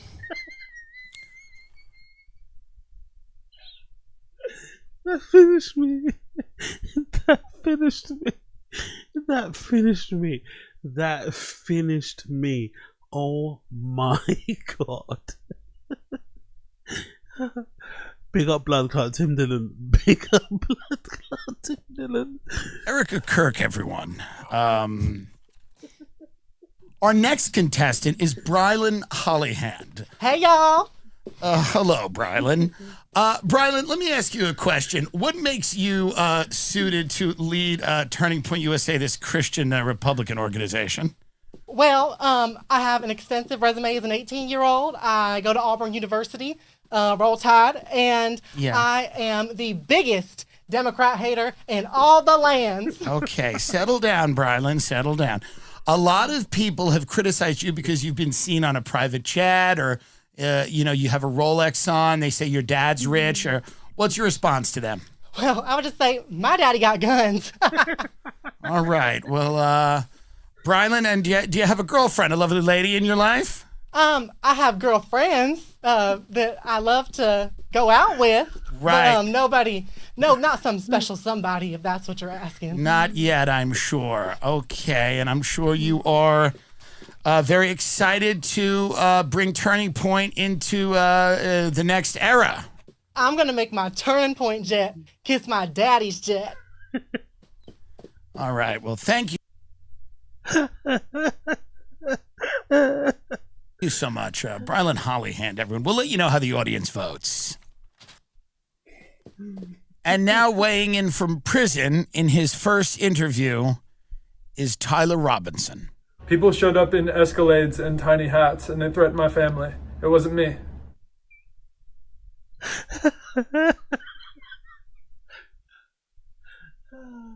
Oh my God. Oh my God. Oh my God. One more time. From prison in his first interview is Tyler Robinson. People showed up in Escalades and tiny hats, and they threatened my family. It wasn't me. Thank you, Tyler. Well, ladies and gentlemen, your votes have been pouring in as our two contestants have made their case as to why they should lead Turning Point. But a very powerful write-in campaign has taken root, and a new name has been introduced. Please welcome Candace. The Fibonacci sequence will lead you to where Jimmy Hoffa is buried, and that is the Holy Grail. Thank you, Candace. Isn't that the most spot-on fucking impression of Candace I've ever heard in my entire life? That's incredible. That legitimately is incredible. The Fibonacci sequence. Welcome, Candace. The Fibonacci sequence will lead you to where Jimmy Hoffa is buried, and that is the Holy Grail. Thank you, Candace. Oh, it's so good. Ever feel like you're running on empty, staring at... That was honestly brilliant. Big up Tim Dillon. That's what I want to hear from comedy podcasts, man. That's what I want to hear them do. I want to hear them take the piss. I don't want to hear them be serious. I want them to take the piss. Take the piss. If you don't mind. But hey, what do I know? What do I know? What do I know? Absolutely nothing. That was fucking brilliant. Let's do a bit of Luke Thomas and we'll go to Brendan. Luke Thomas said the following in his clip. Bill Burr torched his reputation after Saudi Comedy Festival. Luke Thomas gets political. So let's hear. This is Luke Thomas's political channel, right? Yeah. Luke Thomas gets political. LTGP. Well, I'll go for that. Allow that acronym, man. Allow that. I'm not gonna lie. I don't like the acronym. LTGP sounds a little bit. What's that about? Luke Thomas gets. But do you have to put your whole name in it? Just I don't know. Anyway, whatever. Let's continue. Shocked about most comics going over there, but Bill Burr broke my heart. I'm so glad somebody fucking asked about this. Powerful There's another one bunch. too. Hang on. Big up Assault Disease. Watching Oz on mute while bumping the last 30 seconds of Ninja by Young Thug on repeat. 10/10ths use of free will. Nigger. Actually, talking about free will, let's give some memberships. Let's give some memberships. I'm still trying to hit my target. If you guys can, want to help out and shit, we're trying to hit 500 members, as you can see there, by the end of the 44 days, which is what, next week Tuesday, I think, or something like that. If you can help out, join in, that'll be well appreciated. But I'm going to give some memberships to get the ball rolling, because I got a new batch of memberships I get every month from YouTube. All right, so let's give some memberships out there to the people them. Yeah, let's give some memberships. 5 memberships for your head top. Bam. All right, cool. Let's give some, and then you guys can thank me later. You get me? Nigger. If you want to thank me, for those gifted memberships, I want you to say nigger wherever you are. Just say it to yourself out loud. Okay? If you want to thank me for the gifted membership, Powerful bunch. Wherever you are right now, I want you to say nigger. I want you to play Young Thug Ninja and say nigger every time he says nigger. Okay? That's how you thank me. Powerful bunch. Oh, it's got Luke Thomas. Big up Luke Thomas.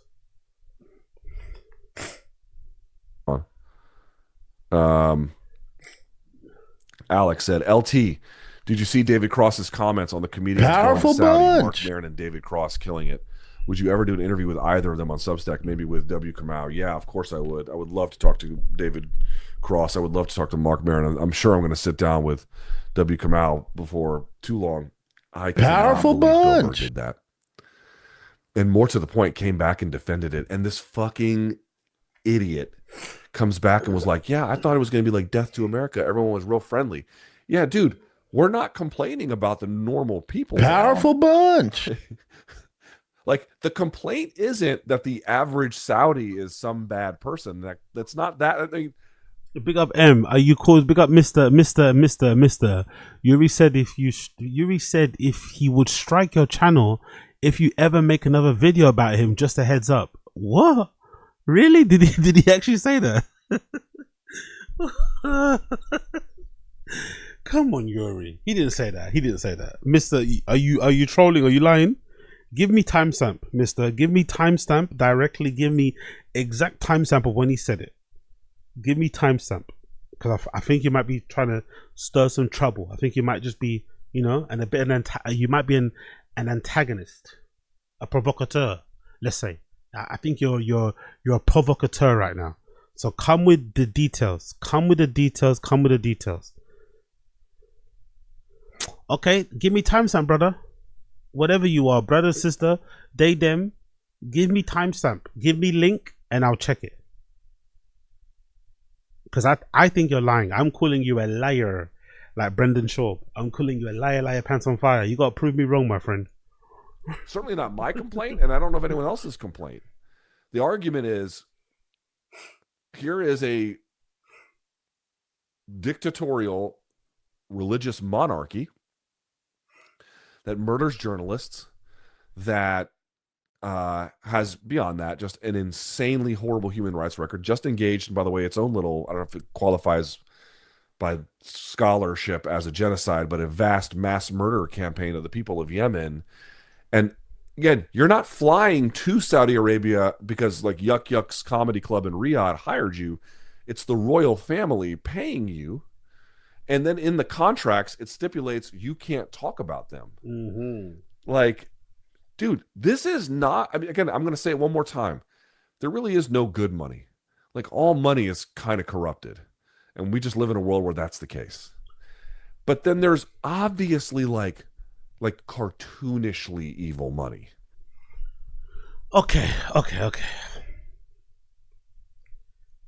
Can I give a counterpoint on all this? Can I give a counterpoint? Can we possibly just say that maybe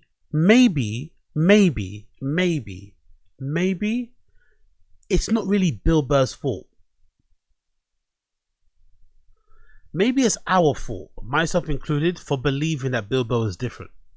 When really, he didn't give us any indication that he was, apart from his words. Did his actions really prove that he was different? Really, if you think about it? I don't think so. Maybe his words, maybe he sounded kind of... It sounded like a respite, if that makes any sense. Maybe it sounded, kind of comforting, because Rogan's gone in his like right-wing leaning spiel. So you're hearing Bill Burr's, at least one person from that golden era of comedy podcasts is not, whatever. But maybe he just wasn't ever that guy anyway. So maybe we have to look at ourselves in the mirror and think, why did we get duped so easily? Is it really his fault for looking after his on his own? He was always probably this person. The evidence was always probably there. We just didn't want to look at it too deeply because we liked him as a comedian, liked him as a person. But, this is probably not that big of a surprise if you're really paying attention. I'm sure there's people on the fucking Bill Burr Reddit right now who probably can name an episode or something that he did that make you think, in the past, they kind of saw the warning signs. So I'm not too sure if it's all Bill Burr's fault or if it's partly the fans, the viewers' fault for putting so much quote-unquote hope into him, for thinking he was one of the quote-unquote good guys. And in the fight game, again, go back and look, like, we just expect these guys, well, I mean, not all of them, but there are certain guys, like the game, there's no polite society in the fight game. Like, it's gone. So it's just all impolite society. So these people, they're going to chase the bag, right? And we've watched them do it. And in the case of certain fighters, I care more than others, but you've seen it. But if you're already rich and your big thing is you hate, like, this is the other part too. Like, to my knowledge, Francis Ngannou, yeah, he took a big bag from Saudi Arabia, but he hasn't made a career talking about the pervasive effects of like billionaires in society. And here Bill Burr is like talking about that. And by the way, there's a video out where I think there was another situation circa 2011 where he was talking about people taking blood money and ignoring it. And then he goes and does exactly that. He's already rich and famous, right? I think the already rich and famous argument is a little bit, it's almost like I have the same feeling with, like, I've always said I would never really take sponsors apart from like the ones I want, I'd probably never get, right? Like, I don't know, Amazon or something for like the Audible book side of things. That's about it really, right? I don't really give a fuck about sponsors like that. I'd rather just, put out videos or clips and stuff and get supported that way. But the same argument could be had for people that had ads. Why take why have 6 ads instead of just having 1? You have 6 because you want the money.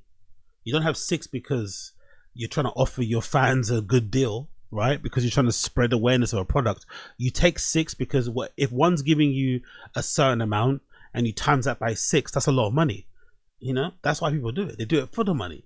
So I think the whole point of like, oh, you have enough money is like, but does he though? How do you know he has enough money? What's enough to you? What's enough to me? You know? So the whole money thing isn't the argument. The argument or the point you should be kind of hitting Bill Burr over the head with is like, weren't you talking about blood money? Weren't you talking about people selling out? Weren't you ragging against billionaires and millionaires and shit? And, you know, trying to be a bastion of free speech. And now here you are willingly going to a somewhat authoritarian country and kowtowing to their needs for a bag, turning a blind eye to the fucking abuse over there. But the worst thing I think about the Bill Burr thing, I don't even care that he went to go get the bag. Go get the bag. It's the way that he came back sounding like he was running an ad for the Saudi tourism department. Did you hear the episode? Did you hear how he was talking about his time in the Middle East?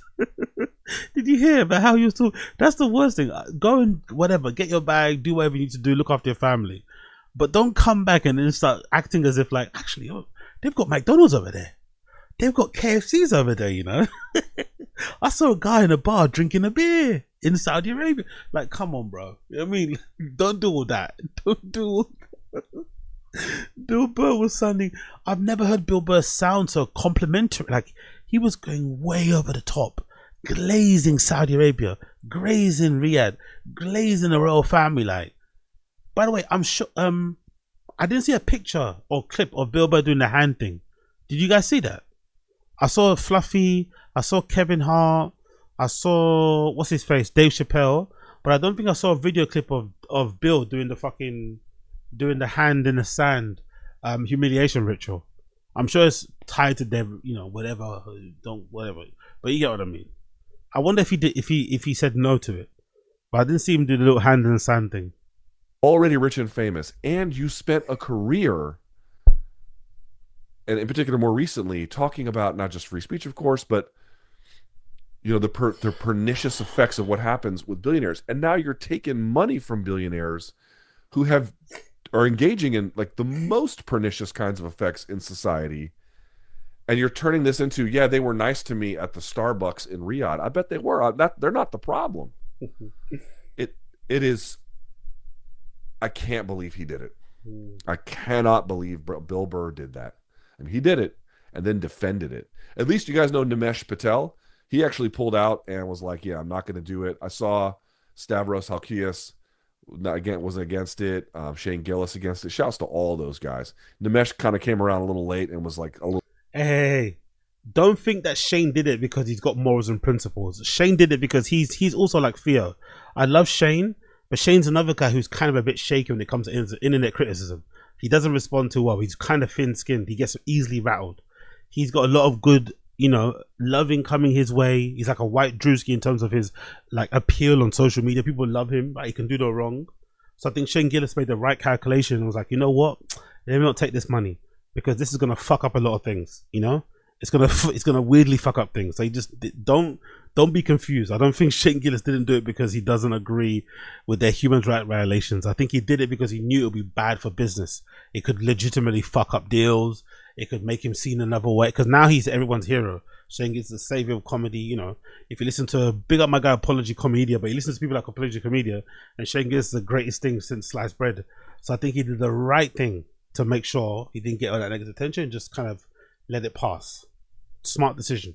But I don't think he did it because he's against that. I mean, what do I know? A little bitter about it, but fine, he did it, and that's the most important part. But it's just insane, dude. To make a career talking about how billionaires are cooking us, and how, you know, if you're worth $1 billion, you should be worth 900 million, so that your employees can get dental insurance. And you're yucking it up for people who are jailing not even just dissidents, journalists, ordinary citizens, for the kinds of crimes that you would shit your pants about over here, and you're taking money from them after having said all of that shit. It's just, Dude, it is. I mean, I don't know if I've ever. I was surprised. I honestly thought he was gonna come back and do the whole we've got slaves too. You know what I mean? I was really surprised that Bill Burr didn't come back and do the whole like there's a slave industrial system with the working people and shit, 0-hour contracts. I was surprised he didn't say like, you know, you don't think America's put hits on people, blah blah blah blah. I was surprised he didn't do that defense. Instead, he just started talking about how nice the country was, how nice the region was. You know, that was really odd. I was honestly surprised. I really thought he was going to go for the whataboutism, you know, for the tried and true whataboutism, and kind of shut people up that way with some real stats and figures and shit and information, and be like, yeah, here's the facts. America's done this, that, and the other. Boom, boom, boom, boom, boom, boom. But he didn't. He just was like, I did it, and the country's lovely, and they were nice to me at Starbucks. Seen, you know, Dave Chappelle is full of himself, and I don't think really believes in anything except sniffing his own farts. Yeah, big up as well as I like the non-defense. Yeah, exactly. They laid me well and were nice. It's like, that's a really good point. You actually have to rate that defense, though, isn't it? I had a great time.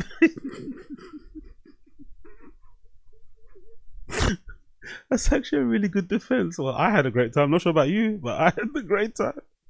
Specials to me were not. I thought his older specials were better because he's definitely funny. Oh, now look at it. Now look at the originalism. Look at the originalism. He does one thing you don't like. Then suddenly, oh, his specials aren't even that good. Shut up. You know he's one of the good ones. Come on. What thing was that good? Like, oh, come on, Luke Thomas. Come on, Luke. Come on, Luke. Come on. Come on, be fair. You can't do one thing you don't like and suddenly you don't. Come on. His older specials were better. I thought his newer ones were, everyone's like, oh, these are a master craftsman. He got arrogant and began to sniff his own farts in ways that was really unappealing. So I'm not surprised by him actually at all. Definitely not surprised by like the Kevin Harts or like, you know, stupid ass Aziz Ansari. These people are, I mean, who gives a fuck about these people, right? They don't, and they also, to their defense, at least in the case of like, you know, Aziz or Kevin Hart, they're not out there making themselves like, you know, doing social commentary in any kind of, you know, sustained, amplified way. Bill Burr does. Bill Burr does all the time. Wow, dude. Ladies and gentlemen, welcome to the age of surrender. Welcome. Dude, I just don't even recognize. That's like he's standing in front of him. Like, I can't believe you. Look, Thomas acting like Bill Burr standing right in front of him. All right, chill, man. Disappointed white guy face. You cut him off in the you cut him off in the supermarket, innit? Right? You cut him off in the fucking Target queue.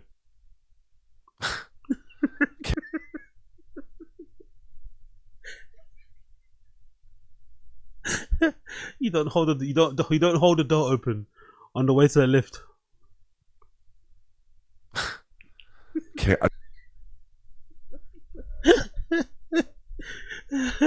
You don't give him back his lighter.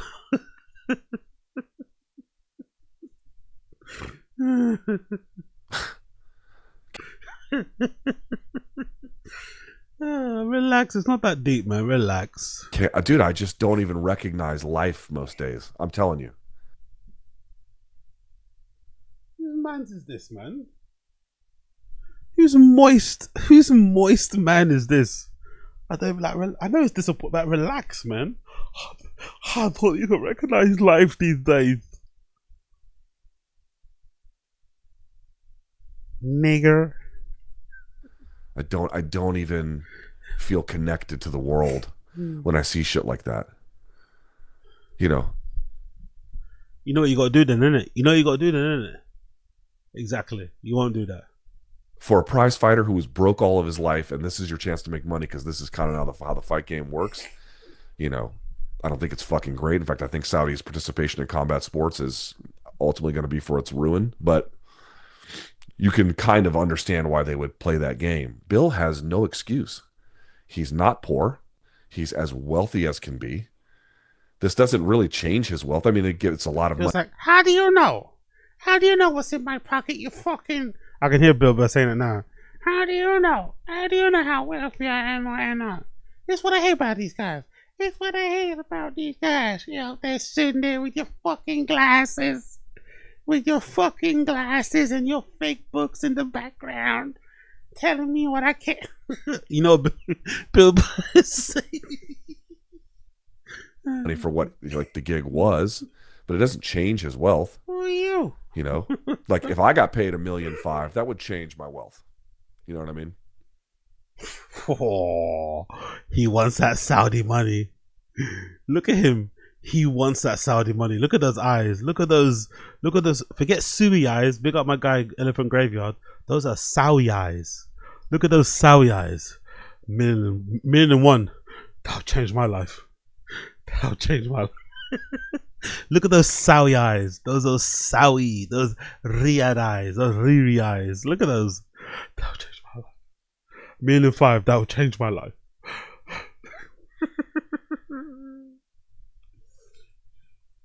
Dude, I wouldn't even do it for $1.5 million. Like, how the fuck are you doing it? Cappington. For $1.5 million. And to make a life and a public identity so focused on wealth inequality. Wow, man. I'm curious to see what happens to his stock. You know? He'll be fine. Most fans do not care. Look at Chris D'Elia. I'm curious to see what happens to him. Because I can tell you, I cannot support anything he does going forward. I mean, you know, life is full of twists and turns. Who knows how it goes, but that's how I feel right now. I cannot support someone like that. I cannot support someone who tells you these are what my values are. They're very clear. They're very explicit. Except not really. And then afterwards, what this was really about was I did some touristy shit and people were nice. Dude, how fucking dumb do you think your audience is, Bill? Most people are kind of dumb, including you. And I. Like that, you think that's... And all of you watching. Sound like you... Nigger. You have become the guy you have railed against. That's the part that really just kills me. He kind of kept the everyman Boston loud guy as an identity, even through all the success. You know, Dave didn't stay the DC graduate of Duke Ellington High School that he once was. He kind of became enamored with his own, like he just thinks he's the smartest thing on earth and then the funniest guy on earth. When in fact, I would say the vast majority of his observations are fairly mundane. But Bill kind of retained a little bit of that everyman. But it turns out it was just an identity.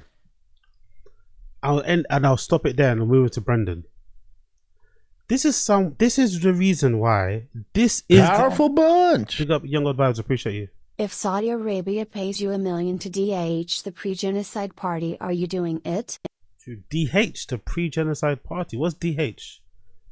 What does DH stand for? To DH. If Saudi Arabia gives me any money, I'm not down for it. I'm not. Look, you don't know my origin story. You don't know where I come from. Oh, DJ to DJ. No, I'm not doing it. Of course I'm not doing it. No, I'm not doing it at all. Never in a million years.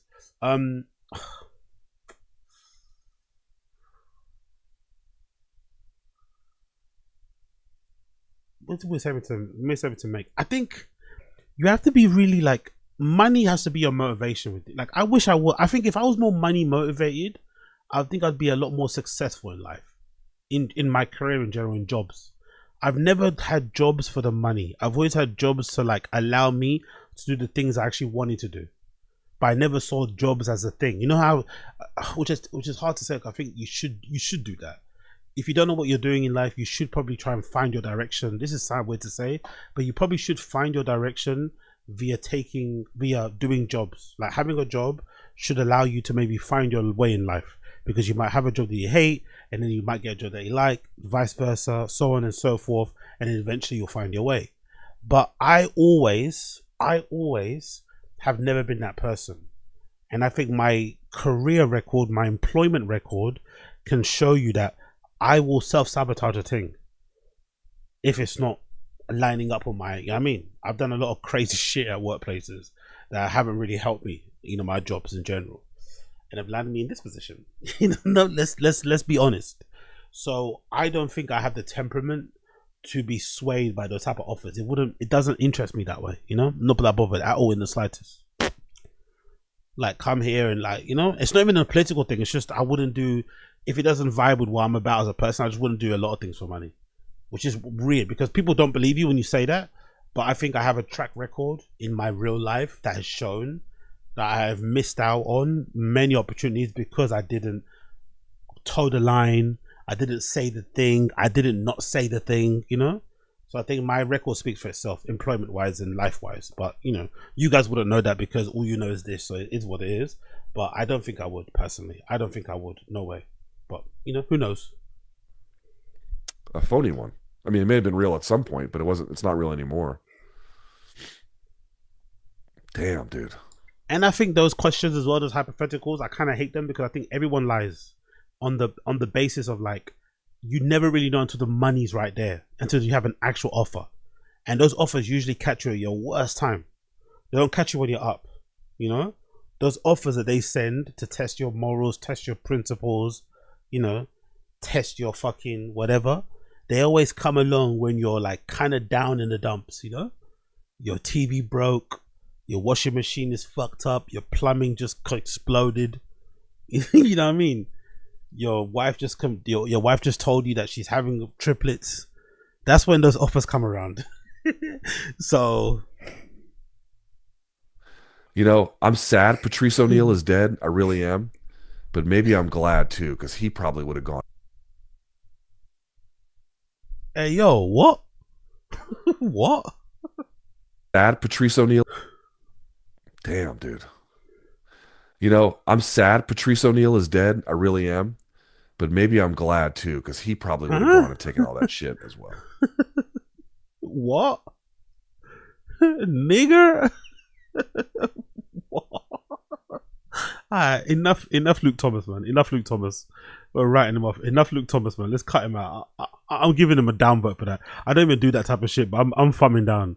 I'm thumbing down on that shit. Enough Luke Thomas. Alright, we're done. We're done with you, man. We're done with you. You stay over there. You stay over there. You stay over there, you fucking freak. Anyway, let's move on. Okay. Anyway, Schaub show. Let's go to the Schaub show. What the fuck this guy's talking about, man? Fuck out of here. Anyway, let's continue. Patrice, what does he fuck me for? Anyway, Schaub show. Let's see what he's saying. Schaub show episode number 455. And now, Brandon Thick Boy Schaub. What? Actually, hold on 1 second. Oh, look at his hair. What the fuck? Look at his hair. What the fuck? Johnny Bravo looking ass. Huh? Johnny Bravo looking ass. What the fuck is going on here? Holy shit. You got the highlights in. What happened to the whole brand that he was sponsoring, the ambassador, to be like an ambassador for that hair dye company? Is that gone now? Because I've not seen him have black hair since. He's looking at himself in the monitor reflection. Wow. Okay. Okay. Interesting.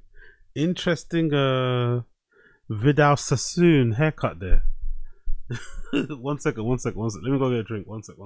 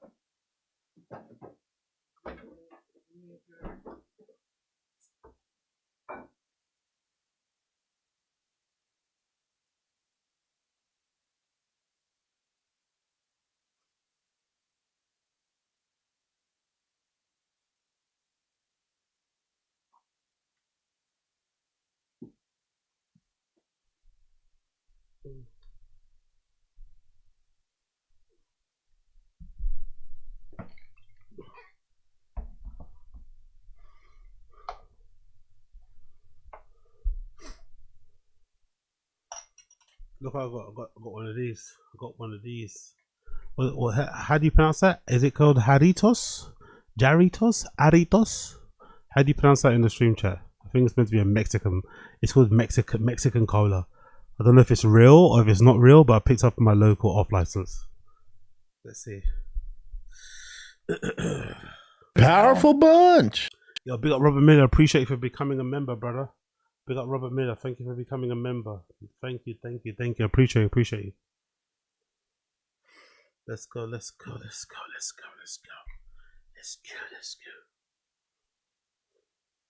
Oh, really? Oh, so it's legit, yeah? It's legit. Is it legit? What's it called? Jarritos. Is that what it's called? Is it called Jarritos?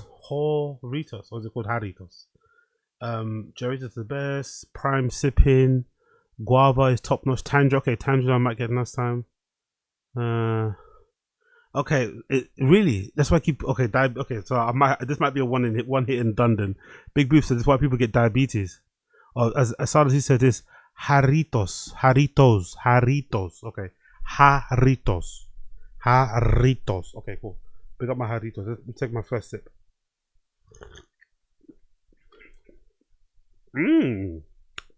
That's good, man. You know what that reminds me of? That taste. You know what it reminds me of? It reminds me of do you guys remember those popsicles? Those little back in the day we used to get those ice lollies. The ice lollies and the plastic. It tastes exactly like that. Yeah, it does. It tastes like a cola bottle, or it tastes like the inside, like the ice lollies, the cola bottle. Remember we used to get them back in the day. They'd be super long. Back in the day, they sold like for £1. I don't know if they still exist. They'd be like an ice lolly. You can get different drinks and different flavors and shit. Yeah, that tastes really nice. Big up the Jarritos. Big up my Mexi. Big up my Mexi people. Remember Brendan? Mexis? Yeah. Anyway, let's continue. Big up Younger Vibes. There's an alcoholic version. There's an alcoholic version. There's an alcoholic version. No way. Okay. Let's stop. Let's focus on Brendan's haircut. Jesus Christ. What's up, fam? It is Monday morning, October 6th. 9 a.m. on this beautiful Austin morning. Chris. It's getting a little chilly here in the mornings. I love it. Oh, this is good, bro. This is good. And it's not even that gassy, too. It's not giving me too many bubbles. That's good, man. That shit good. That shit good. I'm all for it. Halloween's my favorite time of the year. If you haven't checked out the new Ed Gaines show on Netflix, Jinners, you're really missing out. Is it biopic or something, right? Or is it actual No, it's movie? It's a series. I think it's 3 or 4 part series. Ed Gaines. It's a biopic. No, it's a series. To me, they keep calling him a serial killer. Not a serial killer. Only killed 2 people. Figure it out. That's not the definition of serial killer. Weird dude, no doubt. The worst person you know says I'm blessed and I'm highly favored, and the worst person you know is balls deep into conspiracy theories and true crime. The worst people you know have that trifecta. I'm blessed and highly favored, yeah? Just doing the best I can. That kind of nonsense, right? Right? And they're into fucking true crime shit. The worst person you know. Worst person. You know, he died in, I think, 1989 or 86? 84. 84. Died in a mental institution. He struggled saying that, didn't he? He struggled. He took a gulp because I could be there. The grandfather of gore. Jesus Christ. Yeah, see, dude was an American serial killer. No, he wasn't. Killed 2 and then dug up a bunch of bodies. I like how he thinks he's the only person to have thought that and discover that. He just wants to stop repeating that. I like how he thinks he's the only person in the world who noticed that, oh, maybe that guy wasn't a serial killer, but a serial killer definitely. No, I like how he thinks he's the only person to discover that. Brother, please, shut up. Dead horse beating. And made furniture out of him. Weird dude. Creepy dude. But wasn't a serial killer. Show's so good, dude. It's so good. Don't tell me how it ends. Even though I just told you guys. I mean, that's just history. It's just history, dude. Full weekend of baseball. full weekend baseball, football.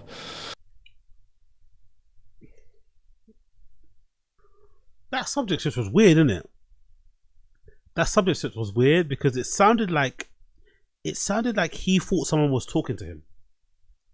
You know? You remember talking about Ed Gaines, like forward baseball week, like we're not speaking. We didn't ask you the question. You just like, why is he acting as if I don't know? That switch was really strange. Like what? History, dude. Full weekend of baseball. Full weekend baseball, football. Look at even his face. Even his face changed. Like, what was that all about? It's like two different people. Is he schizophrenic? Even though I just told you guys. I mean, that's just history. It's just history, dude. Full weekend of baseball. Full weekend baseball. What? That was so odd. So full weekend of baseball. Full weekend of okay. Congrats, I guess.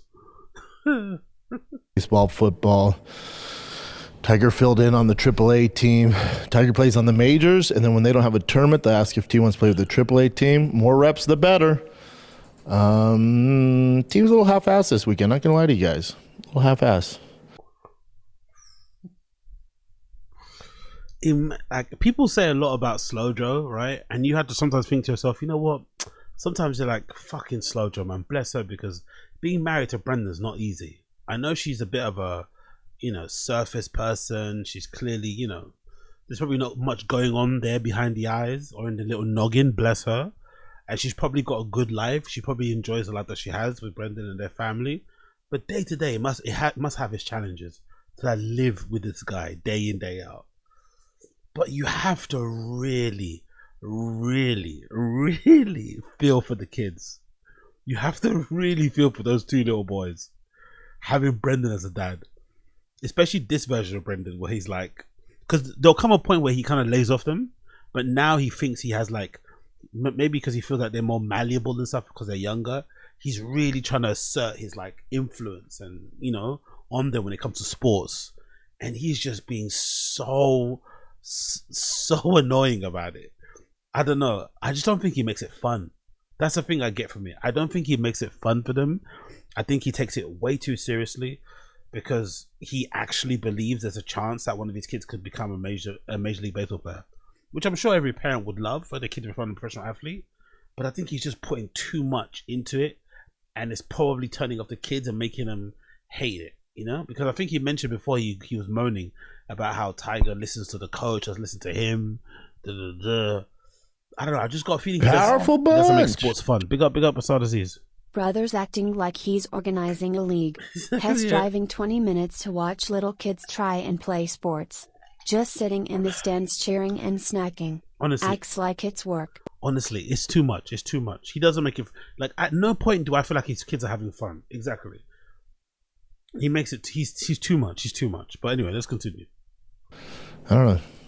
Just low energy, man. There's nothing you can do. They're kids, right? They're just kids. Yeah, they're kids. Yeah, it happens. It happens. His buddy's in town, or was in town. Anthony and Luca in town from. Look at Chin. Chin coming up to the Chin trying to defend Tiger, and then Brendan kind of acquiesces. Yeah, they're kids. Yeah, they're kids, man. Like, what? He was a bit. He wasn't trying hard enough. Like, what does that even mean? Like, what? Just support your fucking kid, you idiot. It doesn't matter. It really doesn't. LA, so he's up late with them. I put him to bed early because I told him you have early morning games, and he was like, cool, I'm gonna play grab ass with my friend at midnight. And then you're tired in the second game. The kids are pitching. But how do you put your kid to bed at midnight and they're playing grab ass with their friend? How's that possible? Or does it mean because the friend was visiting their house? Is that what he meant when he said Alex and Luca were in town? So I guess he meant the friend stayed over at his house, right? That's your fault, innit? You don't run a tight ship. What, I don't know. What more do you want me to tell him? You know what I mean? It must be his fault. You don't really... He likes to act like he runs a tight ship, but he doesn't really. What can you do? 50, which is slow for you, and you don't knock it out the park, and I get frustrated. They're kids, though. I'll tell you what's funny, and then I'll move on with the travel ball shit after this. I promise. Has it finally started to get back to him now? Has it finally started to get back to him? People have probably told him, hey, no one tunes in to hear about your kids and their baseball. Has the penny finally dropped? Who told him? Did he read a comment? I wonder who got through to him finally. Don't worry, I'll move on, I promise. I wonder who got through to him. Somebody must have told him this show is bad as it like this show is bad.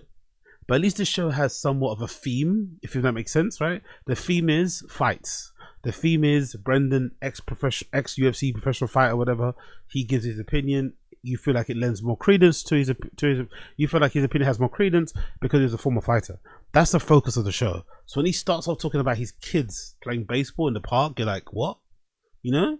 So I wonder who told him, because yes, the show is shit, but talking about your kids playing baseball is like, God almighty, throw me off the nearest, you know what? Oh, travel ball dads, feel me on this one. My son, right? When I was a kid, it wasn't like this. The bats these days that kids use. When you were a kid, was that 4 years ago? Come on, brother. My son uses a 30 drop 10 bat, so 30 inches, drop 10 barrel size, right? He uses a 30 drop 10. This year alone, he's gone through 3 bats. Oh, does he? Is that true? Big up. You know, I didn't know that. We'll come to as a podcast for dads with every since Papa has been talking about that. Yeah, that's interesting. But Will Compton is also way funnier. You know what I mean? He's way funnier. So I'm guessing he does it in a funny, comedic, chill, laid back way. But it's also surprising. It's kind of surprising. I'd imagine someone like a Will Compton. Does he live in Texas? I think they do, right? Him and Taylor Lewin, or Lewin, however you say his name, forgive me. I imagine they live in Texas, don't they? It's interesting how he hasn't had Brendan as a guest. Minimum, the bats are $350. Yeah. On the high end, they're about $500. With taxes, you're looking at about $550. They give you a year warranty if it's a certain amount of time, but you got to call the manufacturer. It's a nightmare. I got him this new. Wow. Brendan's complaining about money. Brendan's complaining about money a little bit here, and he knows stuff about warranty. You know, you only know that stuff if you're a brokey. If you're a brokey like you and I, you know about warranties and about buying stuff and using it and exchanging it. You know that game. But if you're Brendan and used to drive Ferrari and Porsches, why do you know about the warranty about a baseball bat? Why do you know about the refund policies? Why do you know about calling HQ? Did you run a little scam before? Did you mark your delivery as not delivered and, you know, kept the bats anyway? Bat is a soldier tank bat, and the thing that the travel ball kids like these days is the crazy like 80s 90s color, like pink, turquoise, yellow, like the crazy looking bats or whatever. I don't get it, but also Easton or soldiers make. Tiger wearing the pink bat. Brendan lost a casket, blew a casket in it. Tiger asked for a pink bat. Brendan blew a gasket. You went crazy. None of that LGBTQ plus shit in my house. Little does you know, kids just want a colourful bat. You know what I mean? Yeah, Tiger went a colourful bat. Brendan went nuts. Make them brown so they look like wood, so they don't have the option. But whatever. So the kids like all these crazy fucking exotic colors. So he picks this soldier tank bat. We've had it less than a month. That's a good point, Noodles. That's a good point. He is trying to mention, yeah, he's mentioned the brands, names, and shit, yeah, because this is going to get clipped up. This is definitely going to get clipped up and put on his Instagram, or his TikTok at least. He's definitely going to put it on his TikTok, hoping to tag the company, and then they can reach out and give him a free bat. And he was at practice, and he's like, Dad, I broke my bat. I'm like, bullshit, we just got it, dude. And he wanted this other bat. And I'm like, no, dude, you're just trying to fucking con me out of getting a new bat. He's like, no, I'm telling you, something wrong with my bat. I'm not hitting it as far. I'm like, dude, you just crushed it. He's like, I'm telling you, I can hit farther. I'm like, dude, you're full of shit. Just keep using the bat. We like got an argument. And then he keeps telling me, Dad, my bat's broke. I'm like, all right, dude. I'm like, just. Getting an argument with your kid at that age, I don't know. It should be one way, really. It shouldn't be you getting an argument with your kid that's under 11. You know? It should be like, you're not getting another bat. You know? That's how it should be, really. If you're meant to be alpha guy, you don't get into arguments with an 11-year-old. I don't know. I'm just saying. If you're gonna be talking about your dad shit all the time, it's a bit weird. If you're like getting to arguing with your kid, just ignoring him. I go to the cages Friday night before his game on Saturday, and he's hitting. I'm like, oh, this thing sounds weird. And I see his coach there too. I'm like, yo, coach, you know baseball. Is this bat broke? Did he break this? It's been 3 weeks. The coach takes it, goes, oh my God. Yeah, man. So I had to get a new bat the night before. So condescending, isn't it? Hey, coach, you know baseball. I bet the coaches hate him, innit? I bet the coaches hate him. Hey, coach, you know baseball. About what? Just sit in the stands. I got sit in the bleachers, bro. Night before, he got the... Put the new baseball bat in the bag, bro. Just put the baseball bat in the bag. Easton dub, all the kids are using. Not gonna lie, expect more out of this weekend with a new bat. It is what it is, dude. It is what it is. The bat thing is crazy. When I was a kid, there was no 26-inch, drop 10. Hold on. So he started off this whole story, this whole diatribe, this whole rant about his son Tiger because he had a bad attitude and wasn't playing or whatever, right? Then he explained that his kid had a shitty bat, a bat that was broken, so it wasn't allowing him to hit the ball as hard or far or whatever. Then it gets confirmed by the kid's baseball coach. Yes, the bat is broken, it's faulty, something's wrong with it. Burr then buys him a new bat the day before, but yet he's complaining that his kid didn't perform well. Well, yeah, he didn't have a chance to get warmed up in it. It's a new bat. Yeah, he was playing shit the previous day because the bat was broken. He gave him a new bat. It's a new day, but he's still thinking about it the previous day, probably, as any kid will do. You're obviously also probably in a bit of a mood because he's made you convince him to buy him a new bat. So he's probably a little bit, upset. He's maybe a little bit sad. He's maybe a little bit worried that daddy's not happy with him and disappointed. So he probably carried that into the game. Because one thing about Brendan, he doesn't hide his feelings that well, does he? He's very easy to read kind of guy. So when he's pissed off, his son probably knows that he's pissed off. Angry, daddy's angry. He had to spend $500 on my baseball bat and couldn't buy the new fucking Jordans or something, He knows. He could tell. So there's loads of reasons why that kid probably played well. Oh, just because he played poorly that day. That's why he's mad. And what's even poorly anyway? What's that even mean? It's your fucking son. Who cares? Remember, whatever. Oh, I need a 30. Oh, I'm getting taller. I need a 31. You either choked up and hit whatever the fuck it was, or you choked down. There's one dope bat. It was this like Easton's one. If I remember, it was like black and gold. That thing was fire. I think it was called like Black Magic. That thing was dope. The kids these days, dude, bro, it's driving me nuts. And then, but it's a good weekend overall. It started off with me and Chin getting barbecue from my favorite spot. Yeah. Style switch. Wow. Very rare. A very rare Chin and Brendan outing. I can't wait to see that, by the way. Maybe Unique will have that up. Check in a minute. Maybe Unique has it stolen that clip. It's a very rare Chin and Brendan outing. They went out together. This might be the first time I think I've heard them speak about eating out together, Not gonna lie. I think there was like a team dinner when Kat was still there. I think they had some big team T-Fat-K dinner. But I think that was it. I know when Kat was there, I remember when Kat was there, they would regularly all go out together, right? Chin, Kat, Chappelle when he was there and shit. Derek Poston when he was helping out King of the Sting or whatever. But I can't remember the last time I heard Brendan and Chin or even Brian talk about going out to eat, going out to get some drinks. Like, never. So that's interesting, isn't it? Because in the past, Brendan would have never done this with Chin. I think they did it because of the Patreon. I think it's a Patreon thing. I don't think they're socially hanging out with each other anyway. I think it's a Patreon thing, but still, baby steps. Barbecue. Yep. There's a lot of history there too. I looked it up. A lot of history. Oh, really? Yeah. You looked up even more? Mm-hmm. Oh, for the Patreon episode, you doing some voiceover, dog? No voiceover. Oh, come on, daddy. I took Chin. Yeah, quite a. That's the one. Yeah, has Sushi made it into a promo? Is like, yeah, basically again another one. It wasn't even like it wasn't even like an offline thing. It was just a promo. Oh yeah.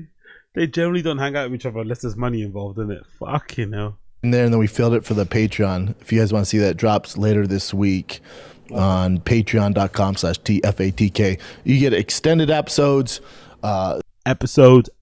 special bonus episodes. You get special content like that, my truck content, Q&A every month. We'll have a very special guest, the full interviews on there this month, and then me and Chin are doing this barbecue series on there. But I take Chin to my favorite spot, Styles and Switch. It's my absolute favorite barbecue spot in Texas. Let's see what it looks like. Styles. This is his favorite, right? Was it called Styles? I think I may have said it before, haven't I? Styles and Swift Barbecue, Texas, right? The other one? Oh, it's not Styles and Switch. It's Styles. It's Styles Switch. It's Styles Switch. Why does he call it Styles and Switch? That's what he says, right? Or am I mistaken? Did he say Style and Switch?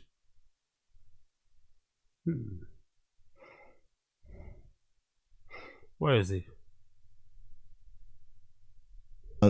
And then me and Chin are doing this barbecue series on there. But I take Chin to my favorite spot, Styles and Switch. Yeah, he says Styles and Switch. What is this called?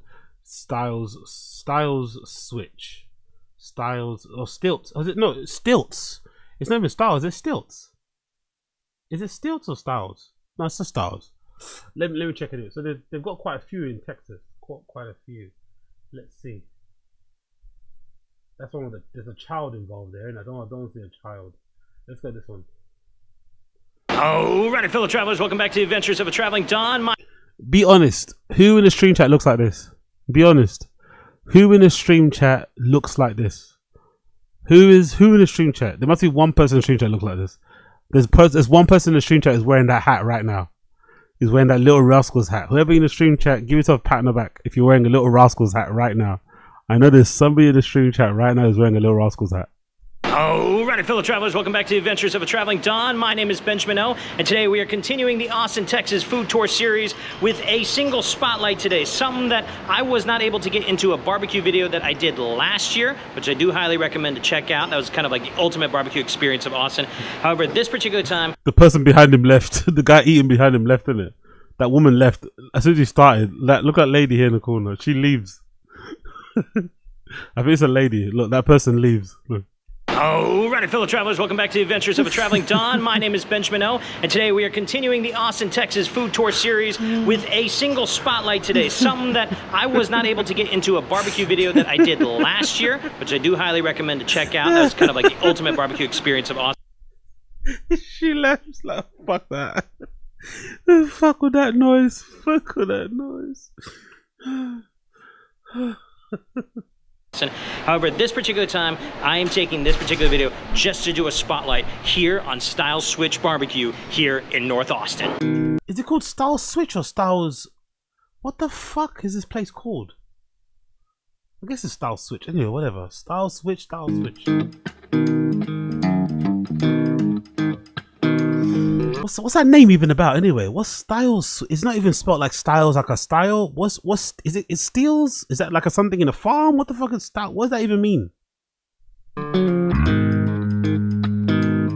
What are the words? It's provocative.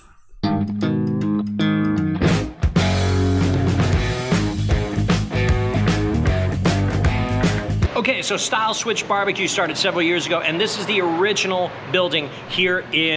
So he spells it with a Y. They spell it with the IL all over the place. In North Austin. They actually do have a second Styles Switch up in Cedar Park, up in Williamson County. However, this is the original spot. They've been around for several years. They're actually one of the younger ones when it comes to the Texas barbecue game here in Austin. However, they are doing an absolutely fantastic job. I've been here many, many times over the years, and I finally was like, We can tell. Got to actually finally put this in a video. So we are dedicating this entire video to all the great stuff that they have here at Styles Switch.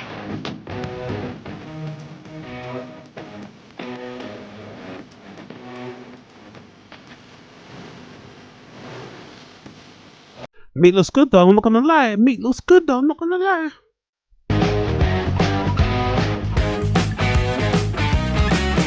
All right, so there's several things that we got going on. We'll go through individually, but I just wanted to show you what we have. Like, you have the 3 meat plate, so you can do like 1, 2, 3 meat plates.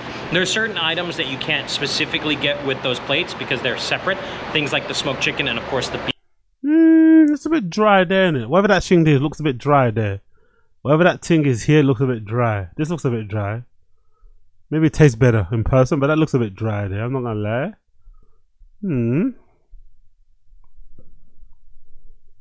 Of course, the beef rib. However, on the 3 plate, we got, of course, the sausage, brisket, and of course, pork ribs with a couple of different sides. And that was about $25.95 for that.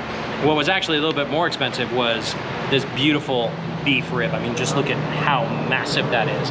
And this, a lot of times, will be, you know, they only make a certain amount.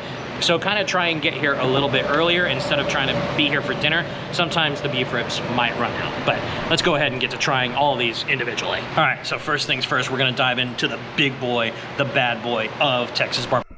$25 for a tray, is that good? Sounds good to me, no? $25, is that no? That sounds pretty decent for all that food, isn't it? I think he said each tray was 25, right? That sounds pretty decent. Most people think brisket. Honestly, the beef ribs is what you're really talking about because they are dinosaur style ribs, and these are absolutely amazing. Just, you can smell it. Let's see when he bites into it. It does look a bit dry, but let's see when he bites into it. I guess we'll get to see. Look at all the juices, the meats. It's just absolutely amazing. And of course, we got the end part. So particularly on the back end, you have a little bit kind of like almost like a burnt end style. So we're gonna dig in real quick. That looks a bit dry. I'm not gonna lie. That looks a bit dry. That sounded very dry. Oh, you see on the back end, like I said, that is all fat right there. So if that's what you're looking for, and you like the burnt ends, that's where you go. Now we'll dig in also into the meat part. Ladies, are you ready? Ladies, are you ready? Ladies, are you ready? Ladies, are you ready? Are you ready? Are you ready? Ladies, fellas, even, are you ready? Fellas, ladies, they, dems in between, are you ready? Are you ready? Real quick. Oh my god. He's doing circular motions in that. Man's doing circular motions in that. Circular motions. That's what you're looking for. You like the burnt ends, that's where you go. Now we'll dig in also into the meat part real quick. Oh my god. Oh my god. Oh, it's busting, isn't it? It's busting all up in his mouth. It's busting all over. I guess it is quite moist, isn't it? I guess it is quite. It's busting up. Oh my god. Oh, what a surprise. What a surprise. Oh my god. He feels happy. Look, he's chuffed. He's fucking chuffed. Look at him. He's fucking chuffed. Look at him. He's proud of himself, isn't it? Oh, it does happen. That does happen all the time, actually. That does happen all the time. Huh? Go on, go on, go on. What's his name? What's his name? What's his name? Big up the traveling Don. Big up the traveling Don. Absolute boss. Big up the traveling Don. Go on, big boy. That was a mess. My lord. And you saw how it just kind of like pulled off together. I need a napkin, Mom. I need a napkin. Sit on my face, girl. Sit on my face. Oh my goodness. That was just messy, but like it's so tender and it just pulls off very, very easily. I'm gonna mess with myself, but it is that damn good. All right, so the second one, of course, we're gonna go into the brisket now. Now their brisket is something that's absolutely phenomenal, smoked, overnight for I think at least 24, if not more, like 36 hours. And it's just, the meat that you get out there, it just pulls apart so. Now that looks good. That looks fucking good. Deliciously. And it's like, it just looks amazing when it pulls apart. And as you can see, it's just floppy. You know, this is what you're looking for here, brisket. Woo. Oh. Like butter. Just melts. And gone. Fan. All gone, baby. All gone. Just for you. All gone. All gone, girl. Just for you. Big up Don. Big up Don. Fantastic brisket. All right, so the third one, the next one is, of course, going to be their smoked pork ribs. Now, these, I believe, have their own specific dry rib seasoning on it. And I've had these in the past, and they can actually, you gotta watch it. There is a little bit of a kick on that seasoning, so go ahead and try these real quick. Am I bugging, or does this guy have the same accent as Review Bro? Are they from the same place? People in the stream chat tell me if my American accents are off. Does this guy have a similar accent to Review Bro? Are they from the same place? Now, there's a slight sweetness. And then on the back end, it has this kind of spice kick. I don't know if it's cayenne or whatnot that hits you, but it is very, very pepper flavored. So, yeah, watch yourself with this one, but it's absolutely delicious, as you can see. Oh, amazing pork ribs. All right, so the fourth thing on the menu, of course, is going to be their own smoked house sausage. And it's just typical, simple, easy, but let's give it a try. Just a light snap to it because of the casing, but an actual sausage inside, that's amazing. Moist, tender, just like everything else here. It's just moist and tender. Those are the two words you really gotta take away from this place when it comes to Style Switch. Moist and tender, just amazing. Now, one thing particularly when it comes to Texas barbecue, usually everything is rub, and that's how everything is done. However, everybody does still create their own barbecue sauce. You just put it on the side if you so wish to dip it. So we're gonna. Jesus Christ, that looks radioactive. That barbecue sauce looks radioactive. That's like lava. And give a try to their house barbecue sauce. I don't think I've ever actually tried their barbecue sauce before. I've just basically eaten because you don't really need it. But we'll try it, see how that enhances. You can see, looks really good. Oh, you know what? It's actually very nice. It's only a mild sweetness. There's not. It's more of an enhancement, is what it should be, instead of overtaking and overpowering the meat. That's actually not bad at all. That's actually really, really good barbecue sauce. Well done, Style Switch. All right, so now you've seen that 4 of their major meats. Now we're gonna get into 3 different sides that we got with our meal. And this, of course, is the corn casserole. This is my brother Ryan's favorite, so go ahead and give this a try. Oh. You gonna share some with Ryan, or you gonna eat it all yourself? That's really good. What is that? What the fuck? What is that? What is that, by the way? Almost. This, of course, is the corn casserole. This is my. What's a fucking corn casserole? What the fuck is that? Is that a casserole made out of corn? Like corn? Huh? Brother Ryan's favorite. So go ahead and give this a try. No, thank you. A casserole made out of like sweet corn. Oh, that's really good. Almost kind of got a. Cornbread. What? Oh, you're like, like cornbread, like cornbread. Cornbread, nigger. Like a really nice, like, cornbread texture to it.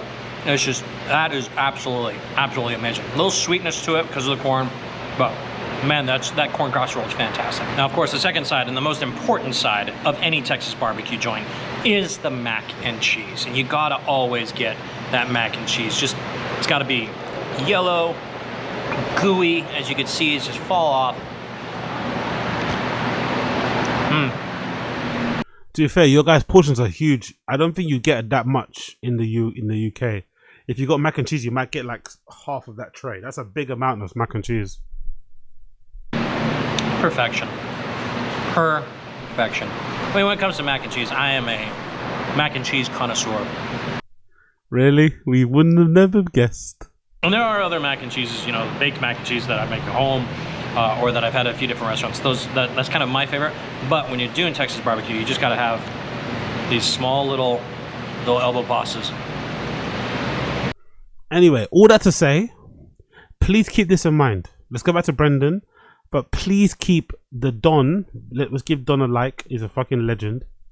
Let's give Don a like. Love this. You're a freaking legend, mate. Love this review. Let's give him some good reviews. Come on. Big up the Don. Big up the blood clot Don. Make sure you give Don some good. Give Don a good little shout out and shit. Right? I'll put the link of him in the chat. Big up Don. I like him. But let's keep an eye on this. And let's keep this in mind for when Brendan's one comes out. You know. Let's keep in mind when Brendan's one come out. And let's see how Brendan's one compares to this review. Let's keep an eye out. But big up Don. Big up Don. Big up blood clot Don. Let's go back to Brendan. It's my absolute favorite barbecue spot in Texas, and Ching gets to try it out. Thank you for treating her. Thank you for treating those. Thank you for treating those. Thank you, sir. You pay me money. Thank you for treating. Deal. Yeah. Thank you for treating those. Thank you, Dad. I mean, Uncle. Thank you, Uncle Brendan. Even though I'm older than you. Thank you, Uncle Brendan. Thank you, Uncle. Like what? Like, stand up, man. Lift the chin up, bro. Look at him eye to eye. Like, he's a human just like you. God damn, he's so fucking cucked when it comes to Brendan and submissive. Chin to my favorite spot, Styles and Switch. It's my absolute favorite barbecue spot in Texas, and Ching gets to try it out. Thank you for treating her. It was very, and they actually gave us a pit tour too, which is awesome. Thank you for treating her. Thank you, bro. For all you do, of course you should be paying. Why are you happy? You should be like, man, Brendan. You go to lunch with your fucking manager. You don't fucking start suck. Man, thank you so much for covering the dinner. You just eat that shit, bro. Eat that. He works you hard enough as it is. He pays your fucking pittance. Just eat the fucking food. He's probably the one to be like, Brendan, thank you so much. You have to cover, or you do the fake thing or pretend to pay. No, I got it, Brendan. You have to pay for everything. Like, man, put your fucking card back in your wallet, man. Take the fucking free meal. You hardly give you anything anyway. Fucking hell. Man. Oh, thank you. You didn't have to do that, Brendan. You didn't have to do that, Uncle. Dio, Brendan. You didn't have to do that, Dio. Like, what? You're older than him as well. Like, why I want for this? Awesome. They did. Yeah. All pit tours are the same though, yeah? Yeah. Just hot as shit. And just super, Just super hot as shit. It was fun though. But yeah, kicked off with Chin on that. My good friends from LA came in. T had travel ball. Bossy had my good friends from LA. Who's that? Had football and rec ball. And then Saturday night. Oh, and then the Dodgers kicked off. What's up, Dodgers? 2-0, baby. Well, 1-0. By the time this comes, how many teams does he follow? Like, as a team he supports? Dodgers, Lakers, Bills, this, like, huh? How many teams do you support, bro? Playing tonight. They'll be 2-0. But yeah, they're crushing it. Nothing better, dude, than MLB playoff baseball. Nothing better. Yankees look like complete shit. Go Dodgers. But the weekend, it was a good weekend, even though I was very frustrated with my kiddos in the sports. But you don't tell them that. You just kind of swallow it and shut up. Yeah, you don't tell them that, but you get on your fucking huge podcast and tell them that, right? You get on your fucking sizable platform and you fucking bitch and moan and complain and whine about your kids not doing what you would have done. Not trying, quote unquote, hard enough, right? Fucking hell, this motherfucker, man. Obviously, you just sucking. No, you don't. Brendan's probably the worst liar ever, isn't it? He's probably got. He's got such a. He'd be horrible at poker. You know, when you had a bad hand, you'd know straight away looking at him. He's got a fucking dodge hand. Oh, you just suck it up. Yeah, sure, you suck it up. Sure. But the weekend was awesome because of UFC 320. Oh my God. And here's the thing, moving to Texas, right? The fights come on here 2 hours later. So they finish around midnight here. And I get it for the East Coast people. I can't imagine what you've been dealing with for all these years. I used to hear all the complaints. My Lord, do I sympathize with you now. My Lord. These things go on so late. So the card has to be fucking So he only sympathizes when he goes through something. He can't just sympathize from a purely, just a sympathy, empathy point of view. He has to. That's probably the scope of. That's probably the telltale sign of somebody that's got like poor emotional intelligence, or just isn't a really like deep person. Doesn't have much range. when they can only feel empathy, sympathy with somebody when they go through exactly the same thing. Now all of a sudden, oh yeah, I get what you guys mean now. Some UFC fights do go on too late. It's like, okay. Fire to keep my attention and keep me up, because your boy goes to sleep around 9 p.m. during the week. Cap. So come midnight, dude, I'm a He says 9 p.m. at night because it makes him sound like David Goggins. If he says he goes to his 9 a.m., it's more believable that except at 4, runs for 6, 7, 8, 10 miles. You know what I mean? It's one of those lies he always says about, I'll go to bed at... No, you don't go to bed at 9 a.m. You don't. We've seen you tweet late at night. Like, shut up. Fucking grandpa. So the fights have to be lit. My lord, did 320 deliver. If you ever have been one of those fans who are like, man, the UFC's just not as good, the product's not as good. That's what you say. I like how he's projecting. If you've been one of those fans, what you mean, like you? That's what you said. You're the one that said that. Just the other day, he was talking about how the product wasn't that good. 320 will shut you right up. 320 delivered in every fucking facet. Great card. The main card, if you like finishes, you had all finishes. Co-main event wasn't a finish, but you know, it was a pretty dominating performance from the champion Marab. But even the prelims were litty, dude. Even the prelims said all main cards were a finish. One fight wasn't a finish, so all main cards can't be a finish. Language is important. Prelims were litty, and we'll start with that. Your boy Edmund Shabazian quietly putting a streak together there. He had so much potential. He's quietly doing it. He's fucking back doing it. Then Patchy Mix. Here's the thing with Patchy Mix. You know, I take heat for this stance. I don't give a flying fuck because it's facts. You're going to hear other analysts, other YouTubers, other experts, former fighters tell you that, again, I can't emphasize enough, that there's talent outside the UFC, and when they go on these runs, it's just as good as any UFC run, and they're fighting the same competition. They could be champions in the UFC, and they're lying to you. They're lying to you. So if you look at Patchy Mix, who I like Patchy Mix, I love Tatiana Suarez. No, you don't. You don't love them. He takes some sort of I don't know why he takes so much pleasure out of fighters from other leagues, other divisions, other franchises, whatever, coming over to the UFC and not doing well. He takes some sort of weird pleasure in it.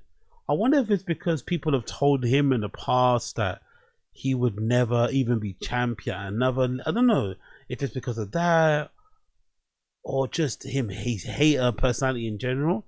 But he does, for someone who's a former fighter, he doesn't really talk like a former fighter, you know? There's not a lot of respect and reverence and like pulling back of the punches, you know? Like if you're a fighter, you're like, I think if you're a fighter, a former fighter, you should sound like what's his fucking name? Fucking Daniel Cormier. Big up DC. People that just call DC out and sing, but you should sound more like DC than Brendan if you're a former fighter. You shouldn't be out here like criticizing, going crazy. Do you know what I mean? Not really, because you know what it is. You know what it is to be in the octagon. You know what it is to be a part of the UFC and that whole fucking drama, dealing with Dana, dealing with the fight, with the matchmakers and shit, dealing with the fans. You know all of that. You've been in it yourself. You've been in the fire. You know. So you kind of are a little, you know, you have another perspective that people like fans and us wouldn't see. If this is MMA Guru, you know what I mean? Do what you need to do. If this is some kid on some forum, I mean, fuck it. But he doesn't really talk like a former fighter. You know, it's like Jesus Christ. I love his girl. I love everything they do. He's a beast. But let me start with this. Before he got Coiler, because in his head that means he's better than them. Oh, that's a good point. I never thought about that. That's a very good point. Like no matter what they do, he'll be better because he fought in the UFC. Yeah, I get what you mean. Okay, that makes more sense. Yeah, he probably does feel that way. For sure. Big up Coiler. That's a great point. He got to the UFC, he was dominating over in Bellator, and he had a few fights. He didn't have a fight in PFL, but he was dominating Bellator. He was their boy. He did well in, you know, before that.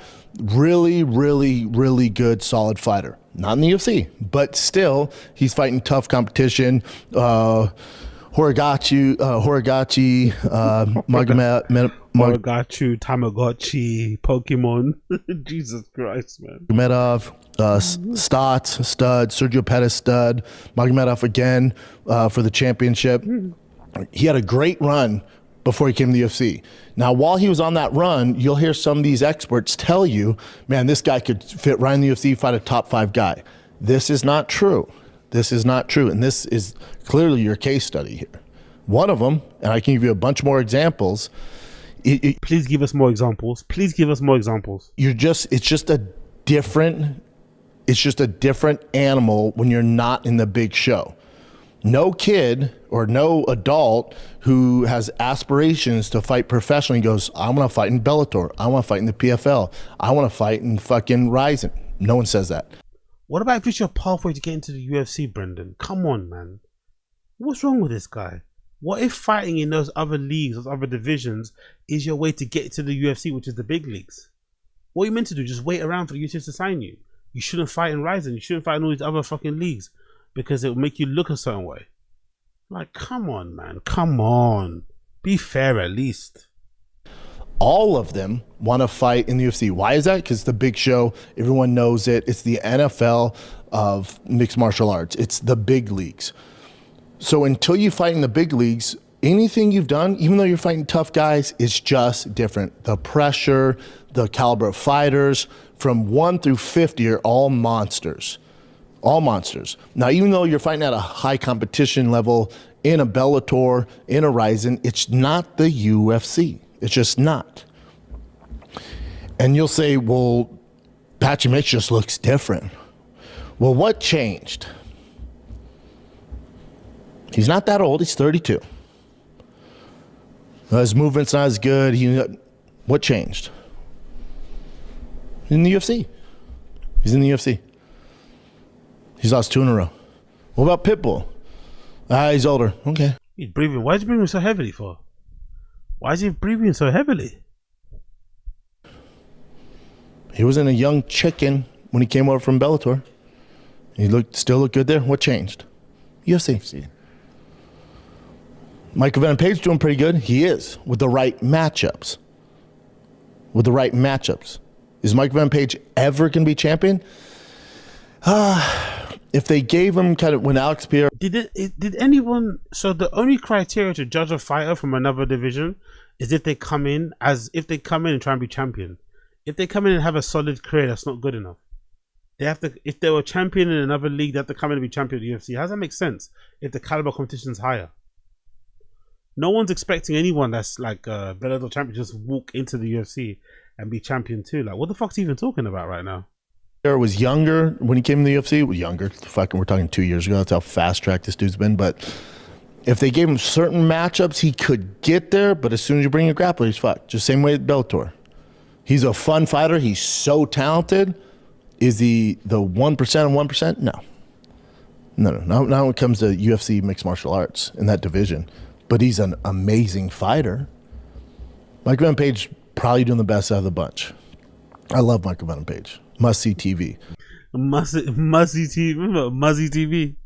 Muzzy TV is back again. We got another Muzzy TV. Muzzy TV.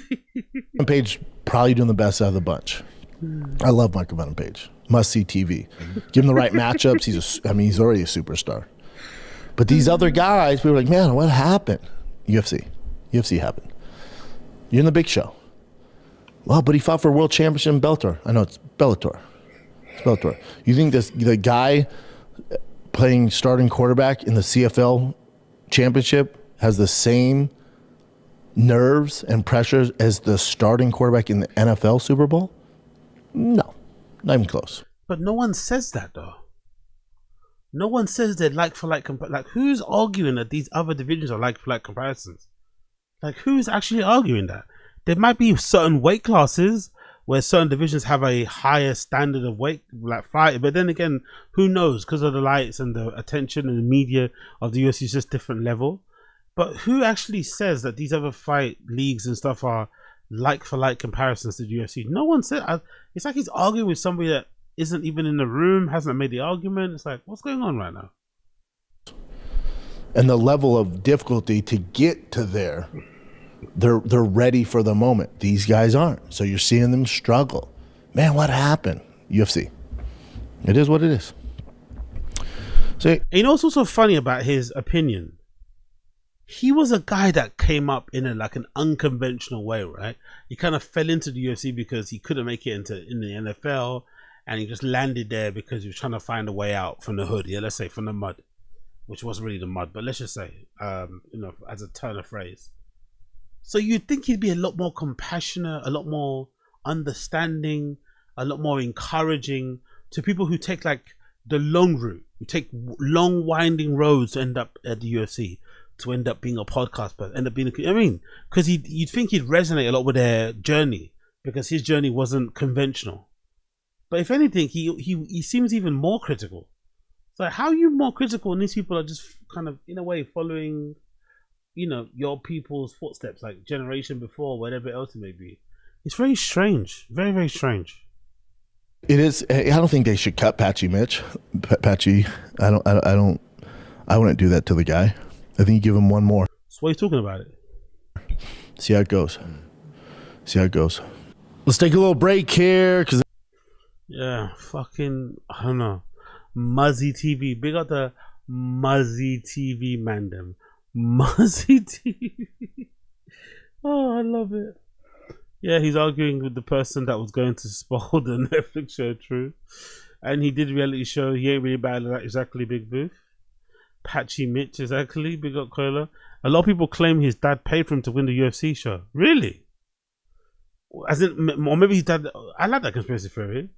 Or maybe his dad had connections and put him in the show in the first place. That'd be interesting. That'd be very interesting. His dad actually put him in it. That'd be very, very interesting.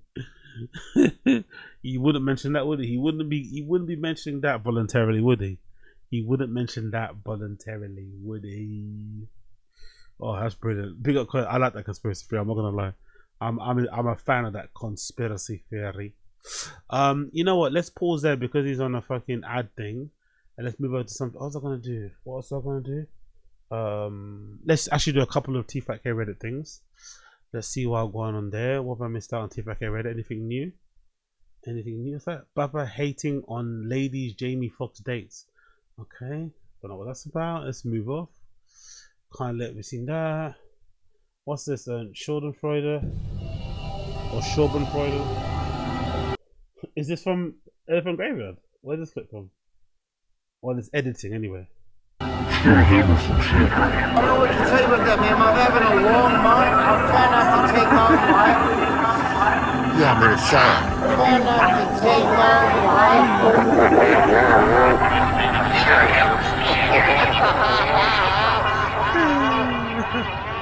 That Brendan walk, and you'd be surprised. Dicey. That walk, innit? That's a dicey walk, innit?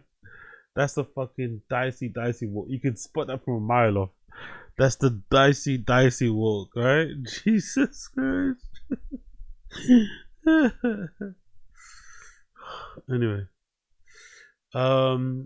Papa's got a new... Oh, really? Dry fast. Is that what he's got in his bio now? No way. Is that what he's got in his bio? So that's why he went to that place then. That's why he went to that America's Most Wanted. They probably flew him out. Innit? So he must be sponsored. He must be sponsored by this company. America's Most Wanted. He must be sponsored by them. Okay, that makes all the sense. Of why he went out there. He didn't go out there for fun, that's for sure. He definitely didn't go out there for free, that's for sure. He definitely went out there because of a bag, for sure. Now we know. Actually, let's see, any chin updates? Negative on chin updates? He's not even posting on his Instagram anymore, bro. Shit. Brian Callen updates. What's he doing? Of course, rich man things.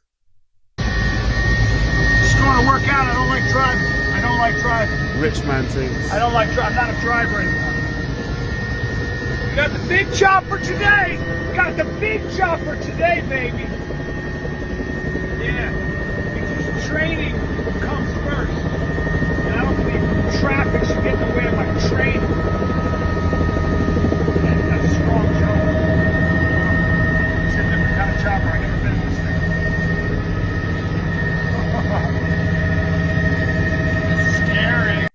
Can you imagine being like coming from this amount of like wealth or whatever and like bothering with podcasting and shit?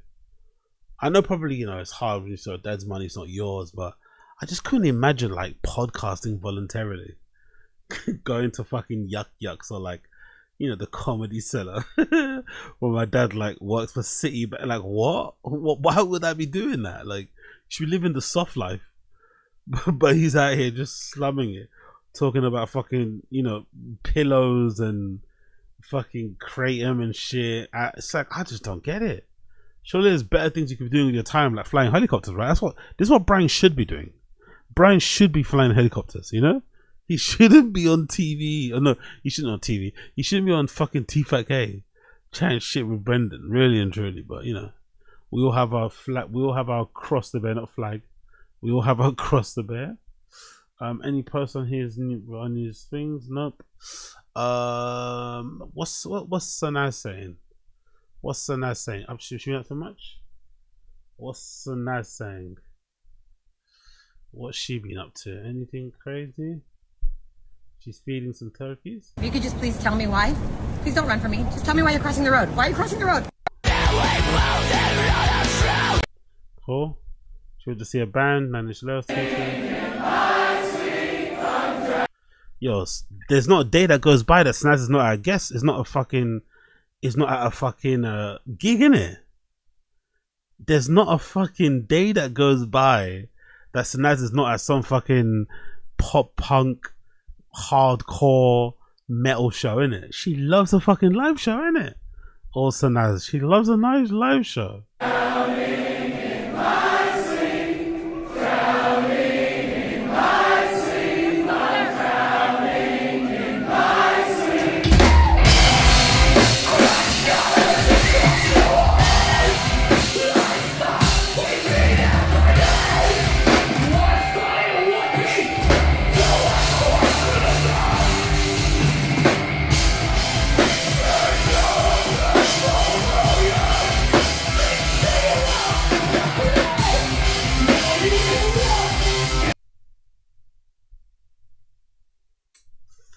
Fair play. Big up Sanaz. Fair play. Pick up Sanaz. Anything on the feed? Nothing new. No, is that new? Definitely that's new. That's not new. Big up Sanaz. Big up Sanaz. And then last but not least, the queen. The queen that is Slowjo. What's Slowjo been saying? What's Slowjo been saying? Anything new on Slowjo side of things? She drove a lime green car. That's new, right? What's that? Happy birthday to Daddy. Is that her dad? You don't really see her dad too much, innit? Okay, fair enough. I think that might be the first time I've seen a picture of her dad. I'm not gonna lie. Okay. Okay, cool. That's dad. Big up. What's she got going on here? Like, ma'am, you have kids. Like, what does it have to do with Halloween? Why is she dressed like this? Is she at home? Is she at home? Is she at home? Is she at home? Is she at home dressed like this? Fair. I guess she's, you know. Bless her, man. Bless her. Just bless her. Just, that's it. I'm just gonna say bless her. Let's just say bless her, innit? Let's just continue. Okay, of course we had to get a video. Who took this? Her son probably, isn't it? Who took this video, you think? Her mom, her son. Who took this video?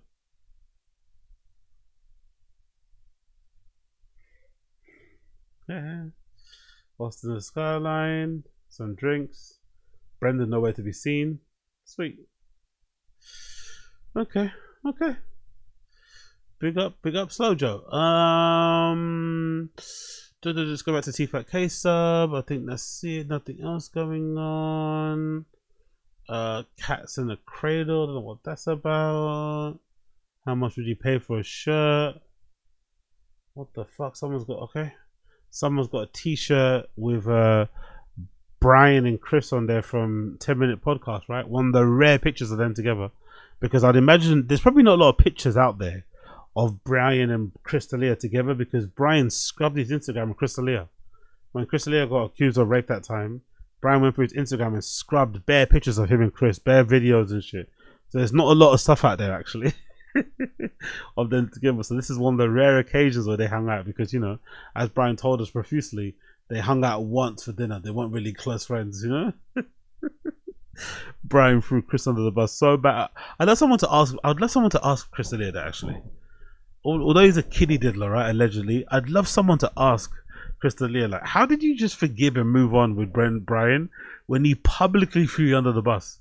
He said he didn't know you, you didn't hang out like that, you weren't his friend, like you only had dinner once. Like, I'd love to fucking hear what he has to say about that, because Brian did him dirty. Oh, someone's dissing Unique on here. Let's not watch that because I love Unique. Let's not watch that because I love Unique. I mean, I'm not about to stand for no Unique slander right here. Fuck all that shit. We're not standing for no Unique slander. Check out some old magazines. Okay. Checking out some old magazines from the glory days. Bike grift. Okay, this is like an AI thing. Okay, funny anyway. All the rich what? Who? All the rich niggas want. Well, okay, fair play. Interesting song choice by her. That's it, really. Isn't it? That's it. I think that's it when it comes to that. I think that's it when it comes to that for now. Pereira, they got Greta. What else we done there? We've done quite a few bits already. So I think I'm gonna leave it there for now. Might leave it there for now. Unless actually, you know what? Let me quickly check the public Reddit freak out, just in case there's something that I missed out on to talk about as well. Bear with me 1 second, people, ladies and gentlemen. But I might have to leave it from there and then come back. Oh, your head top tomorrow, because new T-Fat K will be out by then. New T-Fat K will be out by then. Ghislaine. Donnie is posturing. Get serious. Ice kidnapping. I think that might be it for now. Let me just check one more thing. If not, we might have to end it right there. You get me, people. Let's see. Bear with me a second. Bear with me a second. Oh shit, Pooh Shiesty's out. Sick. Pooh Shiesty's just got released. Fresh home. Pooh Shiesty's fresh home. Okay, cool. Let's leave it there. Holy shit, who the fuck is that? Whoever that is getting their ass handed to them, bro. God damn.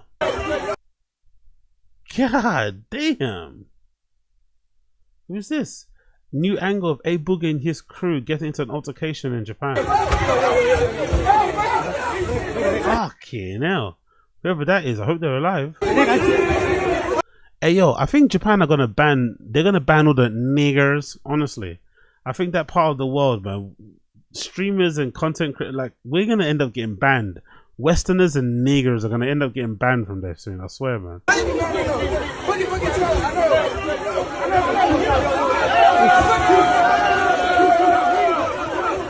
That's A Boogie, innit? Yeah, that's A Boogie there in the chain. He just jumped on somebody, I think, right? That's A Boogie there, just to give him a last little jump.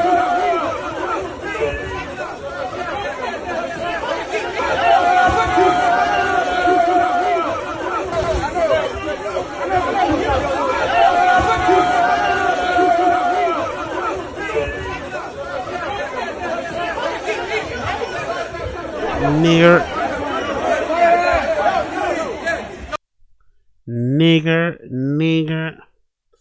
Great way to end the show, man. Great way to end the show.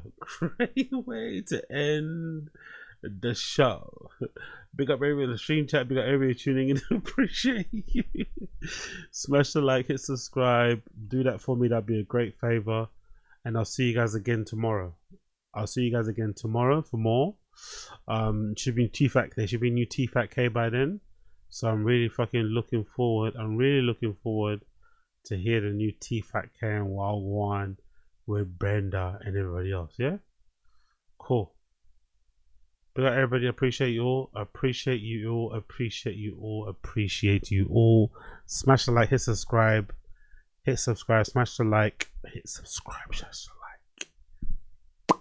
Peace.